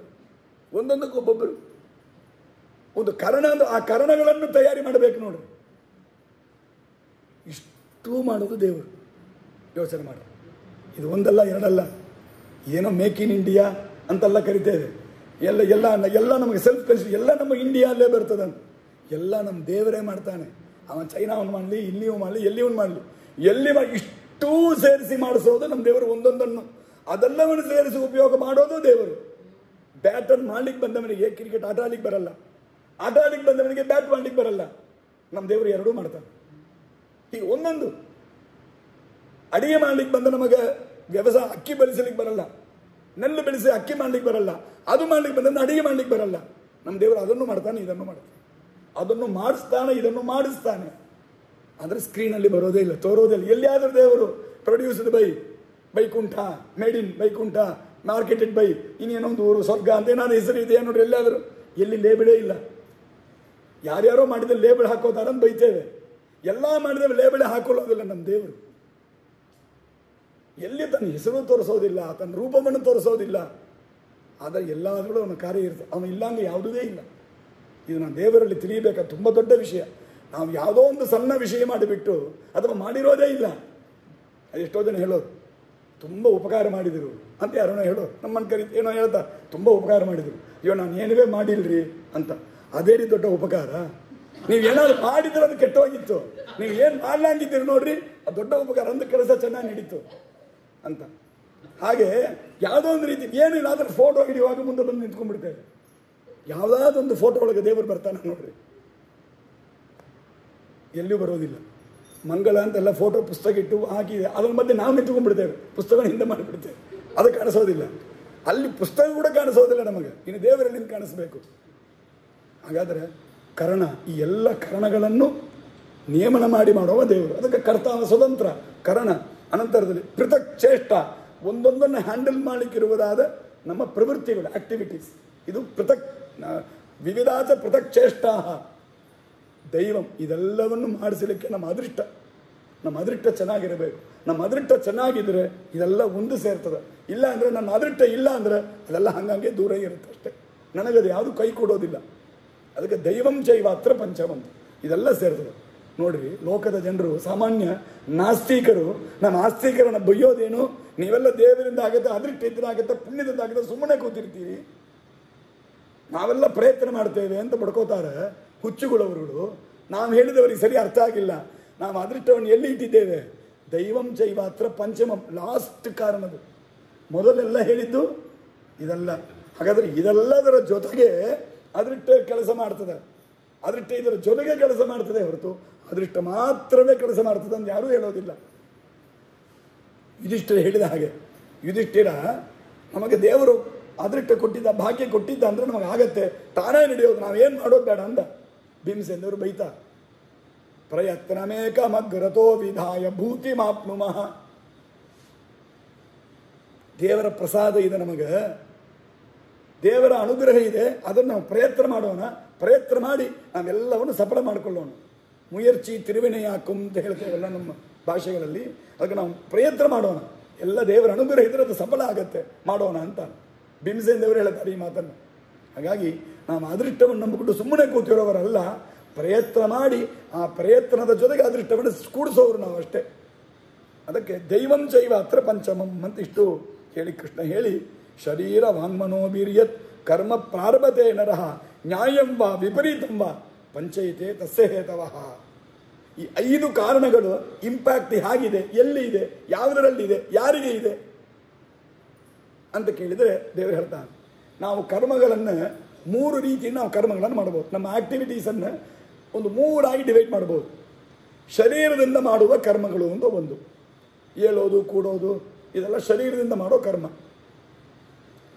ವಾಕ್ಯದಿಂದ ಮಾಡೋ ಕರ್ಮ, ಉಪನ್ಯಾಸ ಹೇಳೋದು, ಹಾಡೋದು, ಮಾತಾಡೋದು, ಒಬ್ಬರನ್ನ ಕರೆಯೋದು, ಒಬ್ಬರನ್ನ ಗೌರವಿಸೋದು, ಇದೆಲ್ಲ ಒಬ್ಬರನ್ನ ಸ್ತೋತ್ರ ಮಾಡೋದು, ಒಬ್ಬರನ್ನ ನಿಂದನೆ ಮಾಡೋದು, ಇದೆಲ್ಲ ಬಾಯಿಂದ ಮಾಡುವ ಕೆಲಸ, ಇದೆಲ್ಲ ವಾಕ್ಯದಿಂದ ನಡೆಯುವ ಕೆಲಸ. ಇನ್ನೊಂದು ಮನಸ್ಸಲ್ಲಿ ಒಬ್ಬರನ್ನ ನಿಂದಿಸೋದು, ಮನಸ್ಸಲ್ಲಿ ಒಬ್ಬರನ್ನು ಮನಸ್ಸಲ್ಲಿ ಒಬ್ಬರನ್ನು ಸಂತೋಷ ಪಡೋದು, ಇದೆಲ್ಲ ಮನಸ್ಸಲ್ಲಿ ಆಗುವ ಕೆಲಸ. ಹಾಗಾದ್ರೆ ನಮ್ಮ ಕಾರ್ಯಗಳನ್ನು 3 ನಾವು ಡಿವೈಡ್ ಮಾಡ್ಬೋದು. ಶಾರೀರಿಕ ಕಾರ್ಯ, ಕಾಯೇನ ವಾಚ ಮನಸೇಂದ್ರಿಯೈರ್ವ ಬುದ್ಧ್ಯಾತ್ಮನಾವ ಅನುಸೃತೆ ಸ್ವಭಾವಂ ಅಂತ ಹೇಳಿದವಲ್ಲ, ಹಾಗೆ ಪ್ರಧಾನವಾಗಿ 3 ವಿಧವಾಗಿ ವಿಭಾಗ ಮಾಡ್ಬೋದು. ಶಾರೀರಿಕ ಕರ್ಮ, ಮಾನಸಿಕ ಕರ್ಮ, ವಾಚನಿಕ ಕರ್ಮ. ಈ 3 ವಿಭಾಗ ಮಾಡಿದರೆ ಈ 3 ವಿಭಾಗದ ಕರ್ಮಗಳಲ್ಲಿಯೂ ಒಂದೊಂದರಲ್ಲಿಯೂ ಇದು 5ರ ಇಂಪ್ಯಾಕ್ಟು ಇದೆ. ಇದು 5 ಕೆಲಸ ಮಾಡಬೇಕು. ಇದು 5 ಇದ್ದರೇ ಇದು ಒಂದೊಂದು ಮಾಡಲಿಕ್ಕಾಗತ್ತೆ. ಸರಿ, ಈ ಒಂದೊಂದರಲ್ಲಿಯೂ ಈಗ ಶರೀರದಿಂದ ನಾವೇನು ಮಾಡ್ಬೋದು? ಸ್ವಾಮಿಗಳು ಬರ್ತಾರೆ, ಎದ್ದು ನಿಂತು ಸಾಷ್ಟಾಂಗ ನಮಸ್ಕಾರ ಮಾಡ್ಬೋದು, ಕಾಲು ಮುಟ್ಟಿ ಸಾಷ್ಟಾಂಗ ನಮಸ್ಕಾರ ಮಾಡ್ಬೋದು, ಇದು ಒಳ್ಳೆ ಕೆಲಸ. ಇದೇ ಶರೀರ ಇಟ್ಕೊಂಡು ಏನು ಉಪಯೋಗಗಳನ್ನು IPL ಮ್ಯಾಚ್ ಹೋಗಿ ನೋಡ್ತಾ ಕೂತಿರ್ಬೋದು, ಅದು ಮಾಡ್ಬೋದು. ಹಾಗಾದರೆ ಒಳ್ಳೆ ಕೆಲಸಕ್ಕೆ ಮಾತ್ರ 5 ಕಾರಣ, ಕೆಟ್ಟ ಕೆಲಸ ಅದಕ್ಕೆ ಇದು ಯಾವುದು ಕಾರಣ ಅಲ್ಲ ಹಾಗಂತ ತಿಳಿಬೇಡ್ರಿ. ಅದಕ್ಕೂ ಈ 5 ಕಾರಣ. ನಾನು ಮಾಡುವ ಒಳ್ಳೆ ಕೆಲಸಕ್ಕೂ ಈ 5 ಕಾರಣ ಆಗತ್ತೆ, ಕೆಟ್ಟ ಕೆಲಸಕ್ಕೂ ಇದೇ 5 ಕಾರಣ ಆಗತ್ತೆ. ಇದು ಒಂದೊಂದು ಶರೀರಕ್ಕೂ ಹಾಗೆ, ಮಾನಸಿಕ ಕರ್ಮಕ್ಕೂ ಹಾಗೆ, ವಾಚನಿಕ ಕರ್ಮಕ್ಕೂ ಹಾಗೆ. ಶರೀರವಾನ್ ಮನೋಬೀರ್ಯತ್ ಕರ್ಮ ಪ್ರಾರಭತೆ ನರಹ, ಅದು ನ್ಯಾಯಂವ, ಅದು ಸರಿಯಾದ ಕರ್ಮ ಇರಲಿ, ವಿಪರೀತಂವ ಅಧಾರ್ಮಿಕವಾದ ಕರ್ಮ ಆಗಲಿ, ಎಲ್ಲದಕ್ಕೂ ಪಂಚೈತೆ ಈ 5 ಕೂಡ ಅದಕ್ಕೆ ಹೇತವ ಕಾರಣವಾಗತ್ತೆ ಅಂತ ಹೇಳಿ ತತ್ರೈವಂ ಸತಿ ಇದರ ಮೇಲೆ ಈಗ ವಿಚಾರ. ಹಾಗಾದ್ರೆ ಈ 5 ಕಾರಣ ಅಂತಂದ್ರೆ ಫಲ ಬರೋದು ಯಾವುದರ ಆಧಾರದಲ್ಲಿ, ಯಾವುದನ್ನ ಆಧಾರವಾಗಿ ಈ ಫಲವನ್ನು ಕೊಡ್ತಾನೆ ದೇವರು. ಇದೆಲ್ಲ ಕಾರಣ. ಈಗ ಸಾಮಾನ್ಯವಾಗಿ ಲೋಕದಲ್ಲಿ ಒಂದು ಬಿಸಿನೆಸ್ ಮಾಡ್ತಾರೆ ಅಂದರೆ ಒಂದು ಇಂಜಿನಿಯರ್ ಇರ್ತಾನೆ, ಮನೆ ಕಟ್ತಾನೆ ಅಂದರೆ ಅವನೇನು ಮಾಡ್ತಾನೆ, ಸಿವಿಲ್ ವರ್ಕ್ ಮಾಡಲಿಕ್ಕೆ ಕೆಲವರು, ಎಲೆಕ್ಟ್ರಿಕಲ್ ವರ್ಕು, ಹೀಗೆ ಎಲ್ಲ ವಿಭಾಗ ಮಾಡಿ ಕೊಡ್ತಾನೆ. ಎಲ್ಲರನ್ನ ಕೆಲಸಕ್ಕೆ ಸೇರಿಸ್ಕೋತಾನೆ. 4 ಟ್ರೂಪ್ಗಳಿದ್ದಾರೆ, ಎಲ್ಲ ಟ್ರೂಪ್ನವ್ರನ್ನ ಕೆಲಸಕ್ಕೆ ಸೇರಿಸ್ಕೋತಾನೆ, ಮನೆ ಕಟ್ಟಿ ಕೊಡ್ತಾನೆ. ಯಾರು ಮನೆ ಕಟ್ಟಿದ್ರೆ ಅವ್ರ ರೂಪಾಯಿ ತಗೊಳ್ತಾನೆ ಇಂಜಿನಿಯರು ತೊಗೊಳ್ತಾನೆ. ಅಂದರೆ ಆತನ ಇಂಜಿನಿಯರ್ ನಾನು ತೊಗೊಂಡು ಹೋಗ್ತಾನವ ಅವನೇನು ಮಾಡ್ತಾನೆ, ಎಲ್ರಿಗೆ ಹಂಚಿ ಕೊಡ್ತಾನೆ. ಹಂಚೋದಲ್ಲಿ ರೇಷಿಯೋ ಇದೆ, ಅವ ಏನೋ ಅಂದ್ರೆ ಇಟ್ಟುಕೊಂಡಿದ್ದಾನೆ, ಒಬ್ಬೊಬ್ಬರಿಗೆ ಹಂಚತಾನೆ. ಹಾಗೆ ದೇವರು ಇದು 5 ಕಾರಣಂದಿರಲ್ಲ. ಹಾಗಾದರೆ ಇದು ಫಲ ಯಾರಿಗೆ ಬರ್ತದೆ? ಎಲ್ಲರಿಗೂ ಕೊಟ್ಟು ಇಂಜಿನಿಯರ್ ಒಂದು ಪಾರ್ಟ್ ತಗೋತಾನೆ ಇಲ್ವಾ? ಹಾಗೆ ಇದೆಲ್ಲವನ್ನು ಕೋಆರ್ಡಿನೇಟ್ ಮಾಡುವ ಇಂಜಿನಿಯರ್ ಅವನು ಒಂದು ಫಲ ತಗೋತಾನೆ. ಹಾಗೆ ಇಲ್ಲಿ ನಮ್ಮ ದೇವರು ಎಲ್ಲವನ್ನು ಮಾಡ್ತಾನೆ. ನಾವು ಆ ಕರ್ಮದಿಂದ ಏನು ಫಲ ಬರ್ತದೋ ಅವನು ಒಂದು ಮೇಜರ್ ಪಾರ್ಟ್ ತಾನು ತಗೊಂಡು ಬಾಕಿ ಸ್ವಲ್ಪ ನಿಂಗೆ ಸ್ವಲ್ಪ ಹಂಗೆ ನಾನು ದೇವರು ಹಂಚತಾನ. ಹಂಗೆ ಯಾವುದರ ಆಧಾರವಾಗಿ ಫಲ ಬರುತ್ತೆ, ಹೇಗೆ ಬರುತ್ತೆ, ಏನು ಫಲ ಬರುತ್ತೆ ಅಂತ ವಿಚಾರ ಮಾಡಿದರೆ ಅದಕ್ಕೆ ಹೇಳ್ತಾರೆ ತತ್ರ ಏವಂ ಸತಿ ಕರ್ತಾರಂ. ಇಷ್ಟು 5 ಕಾರಣವಾಗಿದ್ದಾಗಲೂ ಕೂಡ ಒಬ್ಬ ಜೀವ ತನ್ನನ್ನು ಮಾತ್ರನೇ ಕರ್ತ ಅಂತ ತಿಳ್ಕೊಂಡಿದ್ದಾನೆ. ಈಗ ನಾನೊಂದು ಕೆಲಸ ಮಾಡ್ತೇನೆ, ಇಲ್ಲಿ ಏನದ ಅಂತ ನಾನು ಯಾವುದು ತಿಳ್ಕೊಳ್ಳೇ ಇಲ್ಲ. ಇಷ್ಟು 5 ಕಾರಣಗಳನ್ನು ನಾನು ರಿಯಲೈಸ್ ಮಾಡಿಲ್ಲ, ನಾನು ತಿಳ್ಕೊಂಡೇ ಇಲ್ಲ. ಆದರೆ ನಾನೇ ಮಾಡಿದೆ ಅಂತ ತಿಳ್ಕೊತಾ ಇದ್ದೇನೆ. ಹಾಗಾದರೆ ತತ್ರೈವಂ ಸತಿ ಕರ್ತಾರಂ ಆತ್ಮಾನಂ ಕೇವಲಂ ತುಯ. ಕೇವಲ ತನ್ನನ್ನು, ತಮಿಳಲ್ಲಿ ಕೇವಲ ಅಂದರೆ ನೀಚ ಅಂತ ಅರ್ಥ, ಸಂಸ್ಕೃತದಲ್ಲಿ ಕೇವಲ ಅಂದ್ರೆ ಅದು ಮಾತ್ರ ಅಂತ ಅರ್ಥ. ಕೇವಲಂ ಆತ್ಮಾನಂ, ತನ್ನನ್ನು ಮಾತ್ರ ಕರ್ತ ಅಂತ ತಿಳ್ಕೊಂಡ್ರೆ ತಮಿಳು ಸೇರಿಸ್ಕೊಂಡು ನಾವು ದ್ರಾವಿಡ ದೇಶದಲ್ಲಿದ್ದೇವಲ್ಲ, ದ್ರಾವಿಡ ಮಾಡಲಿಲ್ಲ ಹಂಗಿದ್ರು ಕೂಡ ದ್ರಾವಿಡ ದೇಶದಲ್ಲಿದ್ದೇವೆ. ಆದ್ದರಿಂದ ಕೇವಲ ತನ್ನನ್ನು ಕರ್ತ ಅಂತ ತಿಳ್ಕೊಂಡವ ಕೇವಲ ಅಂತ ಅರ್ಥ. ತನ್ನನ್ನೇ ಕರ್ತ ಅಂತ ತಿಳ್ಕೊಂಡವ ನೀಚ. ಅದಕ್ಕೆ ಆತ್ಮಾನಂ ಕೇವಲಂ ತು ಯಹ ಮನ್ಯತೆ ಅವ ಪಶ್ಯತಿ ಅಕೃತ ಬುದ್ಧಿತ್ವ. ಅಕೃತ ಬುದ್ಧಿ ರಾಘವೇಂದ್ರ ಸ್ವಾಮಿ ತುಂಬ ಚಂದ ವ್ಯಾಖ್ಯಾನ ಮಾಡ್ತಾರೆ. ಸಂಸ್ಕೃತ ಪದವೇ ಸುಂದರ. ಸಂಸ್ಕೃತದಲ್ಲೇ ಆ ಪದ ಇದೆ ನೋಡಿ. ಸಂಸ್ಕೃತ ಏನದು? ಸಂಸ್ಕೃತ ಅಂದರೆ ಯಾಕೆ ಆ ಭಾಷೆಗೆ ಸಂಸ್ಕೃತ ಅಂತ ಹೆಸರು? ಆ ಲ್ಯಾಂಗ್ವೇಜಿನ ಹೆಸರೇ ಅದರ ಮಹತ್ವವನ್ನು ಹೇಳ್ತದೆ. ನಮ್ಮ ಶ್ರೀಮದಾಚಾರ್ಯರು ಅವ್ರ ಹೆಸರೇನಪ್ಪ ಅಂದರೆ ಪೂರ್ಣ ಪ್ರಜ್ಞಾಚಾರ್ಯರು. ಏನದು ಅವ್ರ ಹೆಸರೇ ಮಹತ್ವ. ಪೂರ್ಣ ಪ್ರಜ್ಞೆವರಿಗೆ ಅವರ ಪ್ರಜ್ಞೆ ಪೂರ್ಣವಾಗಿದೆ, ಅದಕ್ಕೆ ಪೂರ್ಣ ಪ್ರಜ್ಞಾಚಾರ್ಯರವರು. ಆ ಹೆಸರೇ ಒಂದು ಪದಾರ್ಥದ ವ್ಯಾಲ್ಯೂವನ್ನು ತೋರಿಸಿಕೊಡ್ತದೆ. ಆ ವ್ಯಾಲ್ಯೂ ಆ್ಯಡಿಂಗ್ ಫ್ಯಾಕ್ಟ್ ಆ ಹೆಸರೇ ಆಗಿದೆ ಕೆಲವರಲ್ಲಿ. ಅದು ಎಲ್ಲರಿಗೆ ಸೆಟ್ ಆಗೋದಿಲ್ಲ. ನಮಗೂ ಏನೋ ಹೆಸರಿಟ್ಟಿರ್ತಾರೆ. ಆದಿರಾಸ್ವಾಮಿ ಹೇಳ್ತಾರೆ ಚಮತ್ಕಾರವಾಗಿ ರುಕ್ಮಿಣೀಶ್ವರದಲ್ಲಿ ಅಕ್ರೂರ ಅಂತ ಒಬ್ಬ ಇದ್ದ, ಒಬ್ಬ ಗಂಧರ್ವ ಅಕ್ರೂರ ಅಂತ ಬಂದಿದ್ದ. ಕೃಷ್ಣನ ದಾಸ ಸೇವಕ, ಇವನ ಮಂತ್ರಿ, ಕಂಸನ ಮಂತ್ರಿ. ಕೃಷ್ಣನ್ ಕರ್ಕೊಂಡು ಹೋಗ್ಲಿಕ್ಕೆ ಬರ್ತಾನೆ, ಕರ್ಕೊಂಡು ಹೋಗ್ತಾನೆ, ಮಥುರಾಪಟ್ಟಣ ಕರ್ಕೊಂಡು ಹೋಗ್ತಾನೆ. ಗೋಪಿಗಾಸ್ತಿರಿಲ್ಲ ದುಃಖ, ಕೃಷ್ಣನ್ ಬಿಟ್ಟು ಕೃಷ್ಣನ್ ನಮ್ಮಿಂದ ಕರ್ಕೊಂಡು ಹೋಗ್ತಾನಲ್ಲ ಅಂತ ದುಃಖ. ಬೈತಾರೆ, ಯಾವನೋ ನಿಂಗೆ ಹೆಸರಿಟ್ಟ ಅಂತ. ಇಷ್ಟು ಕ್ರೂರ ಕೆಲಸ ಮಾಡಿದ್ರೆ ನಿಂಗೆ ಅಕ್ರೂರ ಅಂತ ಹೆಸರಿಟ್ಟಿದ್ದಾರಲ್ಲ ಅಂತ. ಹಾಗೆ ಕೃಷ್ಣನ್ ನಮ್ಮನ ಜೊತೆ ನಮ್ಮಿಂದ ಕರ್ಕೊಂಡು ಹೋಗೋದು ಎಷ್ಟು ಕ್ರೂರ ಕೆಲಸ ಇದು, ಆದರೆ ನಿಂಗೆ ಹೆಸರು ಅಕ್ರೂರ ಅಂತ ಇಟ್ಟಿದ್ದಾರಲ್ಲ ಅಂತ. ಹಾಗೆ ನಮ್ಮ ಶ್ರೀಮದಾಚಾರ್ಯರಿಗೆ ಪೂರ್ಣ ಪ್ರಜ್ಞೆ ಅಂತ ಹೆಸರು ಚೆನ್ನಾಗಿದೆ. ಯಾರೋ ಪಾಪ ನಮ್ಮ ಬಂಧುಗಳೇ ಯಾರೋ ಇರ್ತಾರೆ, ಅವರಿಗೆ ಅಂಥವರಿಗೆ ಪೂರ್ಣ ಪ್ರಜ್ಞಾ, ಸರ್ವಜ್ಞ ಏನೋ ಹೆಸರಿಟ್ಟಿರ್ತಾರೆ. ನಮ್ಮ ಸ್ವಾಮಿಗೆ ಸರ್ವಜ್ಞ ಅಂತ ಹೆಸರಿಟ್ಟರು, ಹೆಸರಿಗೆ ಅನರ್ಥಕವಾಗಿದೆ. ಯಾರೋ ನಮ್ಗೆ ಗೊತ್ತಿದ್ದವರಿಗೆ ಸರ್ವಜ್ಞ, ಇನ್ಯಾರೊಬ್ಬರು ಪೂರ್ಣ ಪ್ರಜ್ಞೆ ಅಂತ. ಪಾಪ 5th ಸ್ಟ್ಯಾಂಡರ್ಡ್ 5 ಸಾರ್ತಿ ಫೇಲ್ ಆಗ್ತಾ ಇದ್ದವು, ಹೆಸರು ಪೂರ್ಣ ಪ್ರಜ್ಞೆ ಅಂತ ಇಟ್ಟರೆ. ಅದು ಇದು ಜಸ್ಟ್ ಇದೆಲ್ಲ ಸಾಂಕೇತಿಕ. ನಮಗೆಲ್ಲ ಹೆಸರು ಅರ್ಥ ಇಟ್ಟು ಹೆಸರಿಡೋದಿಲ್ಲ. ನಮ್ಮೆಲ್ಲ ಜಸ್ಟ್ ಒಂದು ಸಿಂಬಲ್ ಇದ್ದಂಗೆ, ಒಂದು ಸಿಂಬಾಲಿಕಲ್ ರೆಪ್ರೆಸೆಂಟೇಷನ್ ಇದ್ದಂಗೆ, ಜಸ್ಟ್ ಒಂದು ನೇಮಿಂದ ನಾವು ರೆಪ್ರೆಸೆಂಟ್ ಮಾಡ್ತಾರೆ. ಆ ನೇಮಿಗೆ ಮೀನಿಂಗ್ ನಮ್ದಲ್ಲ. ವ್ಯತ್ಯಾಸ ತಿಳ್ಕೋಬೇಕು. ನಮ್ಮ ಹೆಸರು ನಾವೇನು ತಿಳ್ಕೊಂಡಿದ್ದೆ, ಯಾರಾದ್ರೂ ನಮ್ಮ ಹೆಸರನ್ನು ಕರೆದು ಬಿಟ್ರೆ ನನ್ನ ಹೆಸರು ನೀನು ತಿಳ್ಕೋತೆ. ಏನೋ ಪುರಾಣಗಳಲ್ಲಿ ನಮ್ಮ ಹೆಸರು ಬಂದುಬಿಟ್ರು, ನಂಗೆ ಏನೋ ನಾರಾಯಣ ಅಂತ ಹೆಸರಿಟ್ಟಿದ್ದಾರೆ ಅಂತ ತಿಳ್ಕೊಡ್ರಿ. ಪುರಾಣದಲ್ಲಿ ನಾರಾಯಣ ನಮಸ್ಕೃತ್ಯ ಅಂತ ಶ್ಲೋಕದ ಹೇಳಿದ್ರಂದ್ರೆ ಈಗ 4 ಸರ್ತಿ ನೋಡಬೇಕು, ನನ್ನ ಹೆಸರು ಪುರಾಣದಲ್ಲಿ ಬಂದಿದೆ ಅಂತ. ಅಯ್ಯೋ ಮೂರ್ಖ, ಅಲ್ಲಿದ್ದ ಹೆಸರಿಗೆ ನಿನಗೆ ಇಟ್ಟಿದ್ದಾರೆ, ಅದು ನನ್ನ ಹೆಸರು. ನಾವು ಅದು ನೋಡಿ ಸಂತೋಷ. ಈ ಚಿಕ್ಕ ಮಕ್ಕಳು ಹಾಗೆ ಮಾಡೋದು ಪಾಪ. ಅದನ್ನ ಹಂಗೆ ಚಿಕ್ಕ ಮಕ್ಕಳು ಅಷ್ಟೇ ಅಲ್ಲ, ನಾವು ಅಷ್ಟೇ ದಡ್ರ ಇದ್ದೇವೆ. ಈಗ ನನ್ನ ಹೆಸರು ರೀ ಅಂತ ಅದ್ರ ಹೆಸರು ನಮಗೆ ಇಟ್ಟಿದ್ದಾರೆ. ಅದಕ್ಕೆ ನಮಗೆಲ್ಲ ಸಿಂಬಾಲ್ಗಳ ರೆಪ್ರೆಸೆಂಟೇಷನ್ ಇದ್ದಂಗೆ ಒಂದು ವರ್ಡ್ ನಮ್ಮನ್ನು ರೆಪ್ರೆಸೆಂಟ್ ಮಾಡ್ತದೆ ಅಷ್ಟೇ ಹೊರತು ನನ್ನ ಹೆಸರು, ಆ ವರ್ಡಿನ ಮೀನಿಂಗ್ ನಾನಲ್ಲ. ಆ ಶಬ್ದದ ಅರ್ಥ ದೇವರೇ ಮುಖ್ಯವಾಗಿ ಇರಲಿ. ಅದಕ್ಕೆ ಇಲ್ಲಿ ಸಂಸ್ಕೃತ ಶಬ್ದದ ಅರ್ಥ, ಸಂಸ್ಕೃತದಲ್ಲಿ ಒಂದೊಂದು ಅಕ್ಷರವೂ ಮಾತಾಡೋದು, ಒಂದೊಂದು ಅಕ್ಷರವೂ ಮಾತಾಡೋದು. ವಾಸುದೇವ, ಬೆಳಿಗ್ಗೆ ಒಂದು ಪಾಠದಲ್ಲಿ ಬಂದಿತ್ತು, ವಾಸುದೇವ ಅಂತ ಒಂದು ಶಬ್ದ. ಸಾಮಾನ್ಯವಾಗಿ ವಾಸುದೇವ ಅಂದರೆ ವಾಸುದೇವ ಒಂದೇವೋ ಬಿಡಿಸಿದ್ರೆ 1-2 ಪಾರ್ಟ್ ಹಿಂಗೆ ಬಿಡಿಸ್ಬೋದು. ಆದರೆ ವಾಸುದೇವ ಶಬ್ದಕ್ಕೆ ಶ್ರೀಮದಾಚಾರ್ಯ ಅರ್ಥ ಹೇಳ್ತಾರೆ. ವಾ ಅಸು ದೇ ವ ಒಂದೊಂದಕ್ಕೂ ಅರ್ಥ ಇದೆ. ವಾ ಪ್ಲಸ್ ಅಸು ಪ್ಲಸ್ ದೇ ಪ್ಲಸ್ ವ ವಾಸುದೇವ, ಒಂದೊಂದು ಅಕ್ಷರ ಒಂದೊಂದು ಅರ್ಥವನ್ನು ಹೇಳುತ್ತೆ. ಈ ಸ್ವಾರಸ್ಯ, ಈ ಒಂದು ಮಹಿಮಾ ಸಂಸ್ಕೃತದಲ್ಲಿ, ಅದಕ್ಕೆ ಹೆಸರು ಸಂಸ್ಕೃತ. ಯಾಕೆ ಅಂದರೆ ಸಂ ಎಂಬ ಶಬ್ದಕ್ಕೆ ಚೆನ್ನಾಗಿ ಅಂತ ಅರ್ಥ. ಸಂದ್ ಅಂದರೆ ಚೆನ್ನಾಗಿ, ಸಮ್ಯಕ್. ಇವತ್ತು ಒಂದು ನಮ್ಮ ಲೈಫ್ ಸ್ಟೈಲ್ ಒಂದಿದೆ. ನಿಮ್ಮ ಹೆಸರೇನು? ಏನೊಂದು ಹೆಸರು ಹೇಳ್ತಾರೆ, ನಾರಾಯಣ. ಇನಿಷಿಯಲ್ ಹೇಳ್ರಿ, ಇನಿಷಿಯಲ್ ಯಾರೋ ಒಂದು ಕೆ ವೈ ಏನೊಂದು ಹೆಸರು ಹೇಳಿ, ಏನೊಂದು ಇನಿಷಿಯಲ್ ಹೇಳ್ತಾರೆ, ಅಪ್ಪನ ಹೆಸರಿನ ಇದು. ಆ ಇನಿಷಿಯಲ್ ಬೋದು ಒಂದು ಲೆಟರ್, ಒಂದು ಲೆಟರ್ ಯಾವುದನ್ನು ಇಂಡಿಕೇಟ್ ಮಾಡ್ತದೆ? ಆ ಪೂರ್ತಿ ಹೆಸರನ್ನು. ಆಮ ಕೆ ನಾರಾಯಣ ಅಂದ್ರೆ, ಆಮ ಕೆ ಅಂದರೆ ಯಾವುದೋ ಕನಕ, ಏನೋ ಒಂದು ಹೆಸರು ಇರ್ತದೆ. ಕರ್ತವೀರ್ಯ ಏನೋ ಒಂದು ಹೆಸರು ಇರ್ಬೋದು. ಅವಾಗ ಕೃತವರ್ಮ ಏನೋ ಒಂದು, ಆ ಕೇವನ್ನು ಕೃತವರ್ಮ ಎಂಬುದಲ್ಲಿರುವ ಮೊದಲ ಲೆಟರು, ಆ ಕೆ ಎಂಬುದು ಕೃತವರ್ಮ ಎಂಬ ಅವನ ಪೂರ್ಣ ಹೆಸರನ್ನು ರೆಪ್ರೆಸೆಂಟ್ ಮಾಡುತ್ತೆ. ಹಾಗಾದರೆ ಇದಕ್ಕೇನು ಹೆಸರಂದರೆ ನಾಮೈಕ ದೇಶ ನಾಮಗ್ರಹಣ ಅಂತ. ಇದು ಒಂದು ರೂಲ್. ಒಂದು ಪೂರ್ಣ ಒಂದು ಕಂಪ್ಲೀಟ್ ಒಂದು ವರ್ಡನ್ನು ಒಂದು ಲೆಟರ್ ಇಂಡಿಕೇಟ್ ಮಾಡುತ್ತೆ. ಹಾಗೆ ಇವಾಗ ಸಮ್ಯಕ್ ಎಂಬ ಸಂಸ್ಕೃತ ಪದಕ್ಕೆ ಚೆನ್ನಾಗಿ ಅಂತ ಅರ್ಥ, ಬ್ಯೂಟಿಫುಲಿ ಅಂತ ಅರ್ಥ. ಅದನ್ನು ಆ ಸಮ್ಯಕ್ ಎಂಬುದನ್ನು ಬರೀ ಸಮ್ ಎಂಬ ಒಂದು ಸಿಂಗಲ್ ವರ್ಡ್ ಲೆಟರ್ ಇಂಡಿಕೇಟ್ ಮಾಡುತ್ತೆ. ಅವ ಸಮ್ ಚೆನ್ನಾಗಿ, ಕೃತ ಅಂದರೆ ಅದನ್ನು ಮಾಡಿದ್ದು ಅಂತ ಏನರ್ಥ?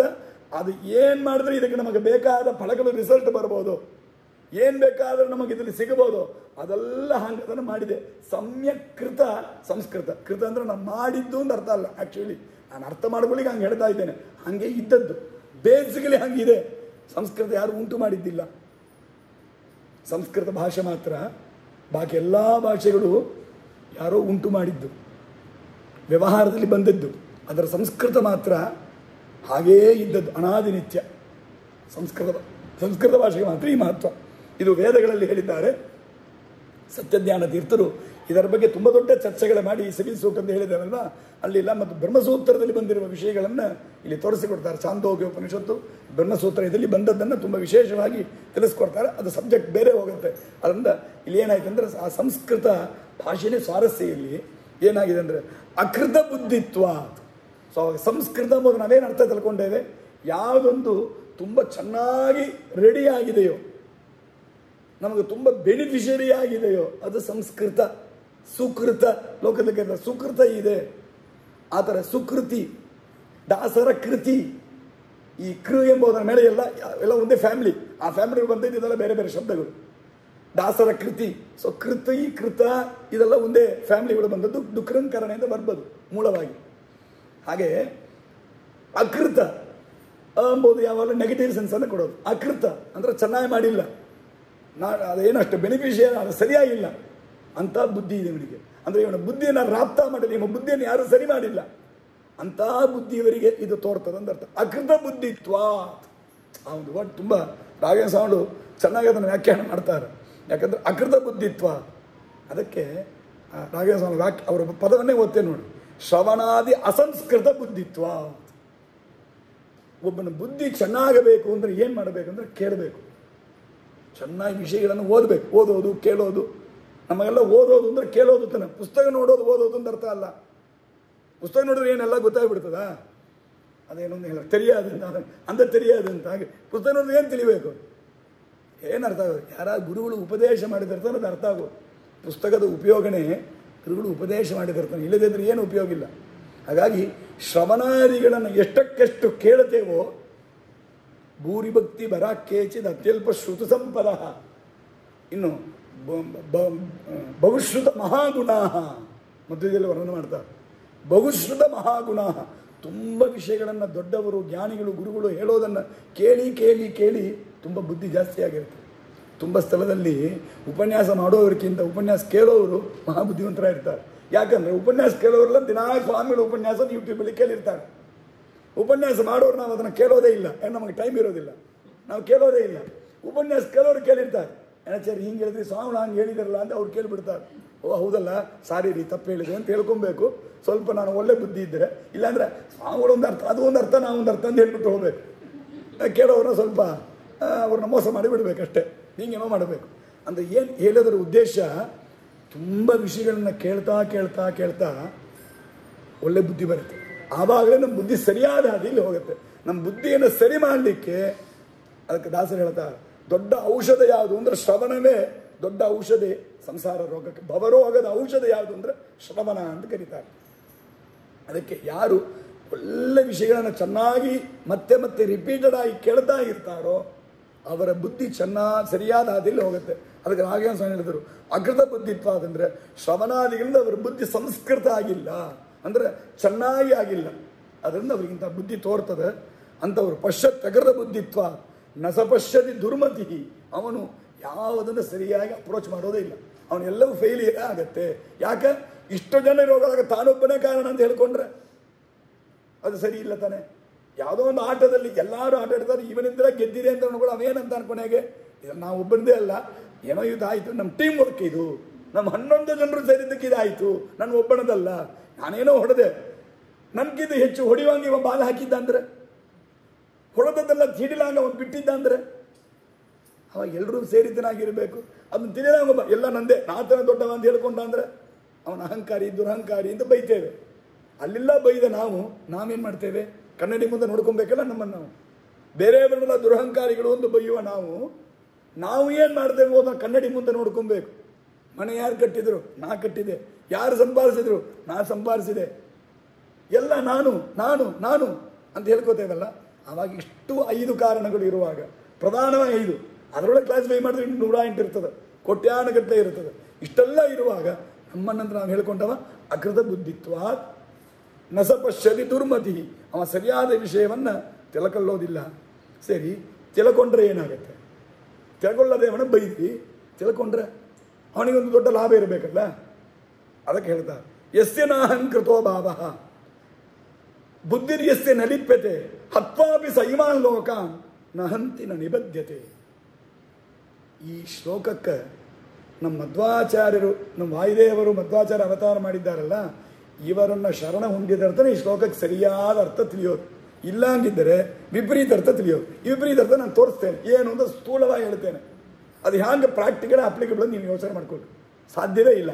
ಆಚಾರ್ಯರ ವ್ಯಾಖ್ಯಾನ ಮಾಡಿದ ಮೇಲೆ ಏನು ಅರ್ಥ ಬರ್ತದೆ ಅಂತ ಅದನ್ನು ಹೇಳ್ತೇನೆ, ಆಗ ಅರ್ಥ ಮಾಡ್ಕೊಳ್ಳಿ. ಆಗ ನಿಮಗೆ ಗೊತ್ತಾಗ್ತದೆ ನಮ್ಮ ಆಚಾರ್ಯರ ಇಂಪಾರ್ಟೆನ್ಸ್ ಏನು, ನಮ್ಮ ಆಚಾರ್ಯರ ಭಾಷ್ಯ ಗ್ರಂಥಗಳ ಮಹತ್ವ ಏನು, ಯಾಕಿಷ್ಟು ಎಲ್ಲರೂ ಅವರನ್ನು ಕೊಂಡಾಡ್ತಾ ಇದ್ದೇವೆ, ಅದನ್ನು ಯೋಚನೆ ಮಾಡಲಿಕ್ಕೆ ಬರ್ತದೆ. ಗೀತೆಯಲ್ಲಿ ಹೇಳ್ತಾನೆ, ಈ ಗೀತೆ ನಮಗೆಲ್ಲರಿಗೂ ಪ್ರಮಾಣ, ದೊಡ್ಡ ಗ್ರಂಥ, ಅಲ್ಲಿ ಹೇಳಿದಂಗೆ ಮಾಡಬೇಕು. ಬೀದಿ ಬೀದಿ ಅಂಗಡಿ ಎಲ್ಲ ಬರೆದಿಟ್ಕೊಂಡಿದ್ದಾರೆ, ಗೀತಾಚಾರ ಅಂತ ಎಲ್ಲ ಬರೆದಿಟ್ಟುಕೊಂಡಿದ್ದೇವೆ. ಕೋರ್ಟಲ್ಲಿ ಗೀತಾ ಪುಸ್ತಕ ಇಟ್ಕೊಂಡು ಸತ್ಯ ಬಡಿತೇವೆ, ಎಲ್ಲ ಸರಿ. ಆ ಗೀತೆಯಲ್ಲಿ ಹೇಳಿದ ವಾಕ್ಯ ನೋಡ್ರಿ, ಯಾರಿಗೆ ಅಹಂಕಾರ ಬುದ್ಧಿ ಇಲ್ಲವೋ, ನಾನೇ ಮಾಡ್ತೇನೆ ಅಂತ ತಿಳ್ಕೊಂಡಿಲ್ಲವೋ, ಕಿಂತು ಈ 5 ಕಾರಣ ಅಂತ ಯಾವ ತಿಳ್ಕೊಂಡಿದ್ದಾನೋ, ಎಸ್ಸೆ ಬುದ್ಧಿರ್ ನಲಿಪ್ಯತೆ, ಯಾವನಿಗೆ ಮಾಡಿದ ವಿಷಯದಲ್ಲಿ ಫಲದಲ್ಲಿ ಲೇಪ ಇಲ್ಲವೋ, ನಾ ಮಾಡಿದ್ದೇನೆ ಅಂತ ಲೇಪ ಇಲ್ಲವೋ, ಈ ಫಲ ನಂಗೆ ಬೇಕು ಅಂತ ಆಶೆ ಇಲ್ಲವೋ, ಅವ ಹತ್ವಾಭಿ ಸೈಮಾ ಲೋಕಾನ್, ಎಲ್ಲ ಲೋಕವನ್ನು ಕೊಂದರೂ ಕೂಡ ನಸಲಿಪ್ಯತೆ, ಅವನಿಗೆ ಪಾಪ ಬರೋದಿಲ್ಲ.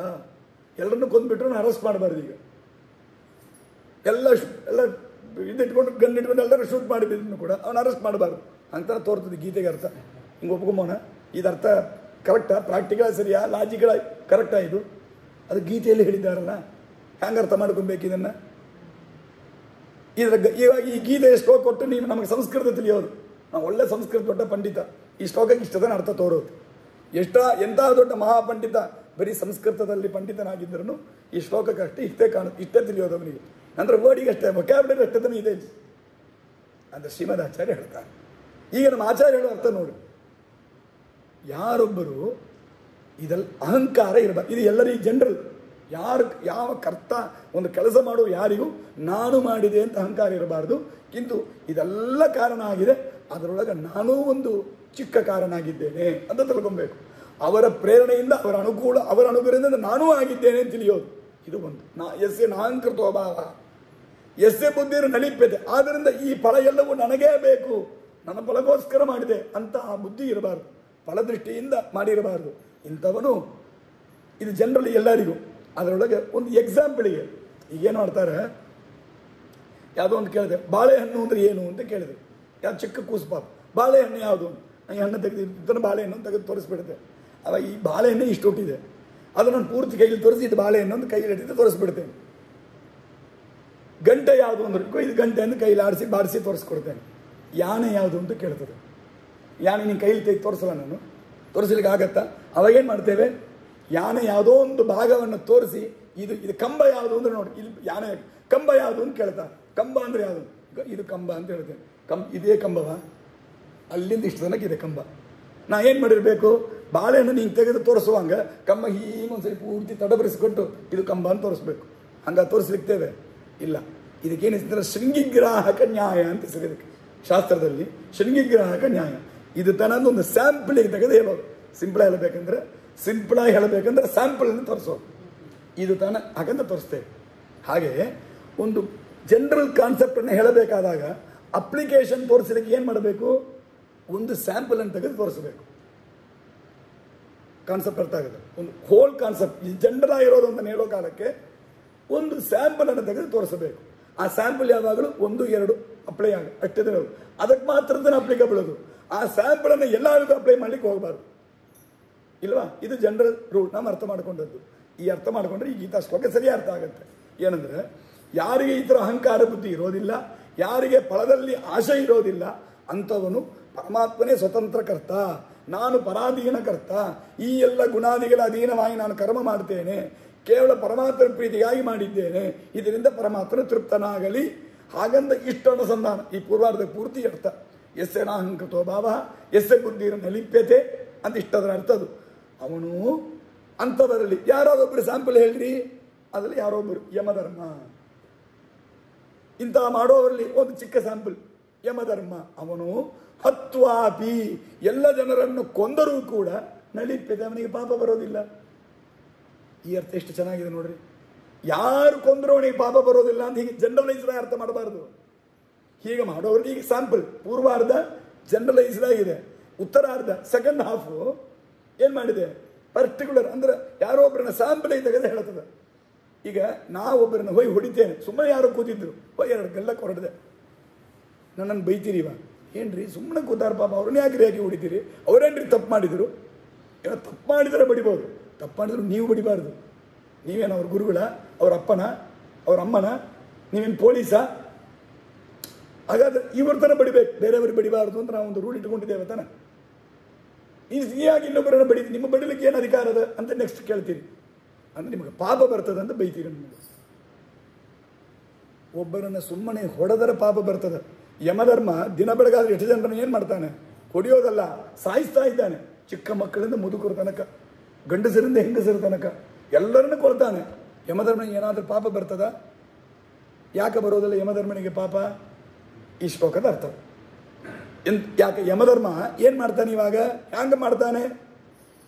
ಅವನ ಯಾಕೆ ಹೊಡೀರಿ, ಅವನ ಕೊಲ್ರು, ಅವ್ನು ನನ್ನನ್ನು ಎದುರಿಸಿ ಮಾತಾಡ, ಅವನು ಹೊಡಿ, ಅವನೇನು ರೌಡಿ ಇಲ್ಲ, ಅವನ ಕಟ್ಟ ಪಂಚಾಯತ್ ಮಾಡೋವನಲ್ಲ. ಮತ್ತು ಯಾಕೆ ಕೊಳ್ತಾನವ? ದೇವರು ಆಜ್ಞಾ ಮಾಡಿದ್ದಾನೆ. ನಿನ್ನೆ ಹೇಳಿದೆ, ಸ್ವವರ್ಣಾಶ್ರಮೋಚಿತವಾದ ಕರ್ಮ, ಸ್ವೋಚಿತ ಕರ್ಮ ಅಂತ ಹೇಳಿದೇವಲ್ಲ. ಯಮಧರ್ಮ ಯಾಕಂತ ಇದ್ದವ, ನಾನು ಹೊಡೆದ್ರೆ ನನ್ನ ಮೇಲೆ ಕೇಸ್ ಹಾಕ್ತಾರೆ, ಪೊಲೀಸ್ ಹೊಡೆದ್ರೆ ಅವನಿಗೆ ಅವಾರ್ಡ್ ಕೊಡ್ತಾರೆ. ಹೊಡೆಯೋದು ಯಾರು ಹೊಡೆದ್ರೆ ಏನ್ರಿ, ಒಬ್ಬ ಹೊಡೆದ್ರೆ ಅವನಿಗೆ ಅವಾರ್ಡು, ನಾನು ಹೊಡೆದ್ರೆ ನನಗೆ ಕೇಸಾ ಅಂದರೆ ಅದಕ್ಕೆ ಡೆಪ್ಯೂಟೆಡ್ ಅವನ ಅಧಿಕಾರವೇ ಅದು.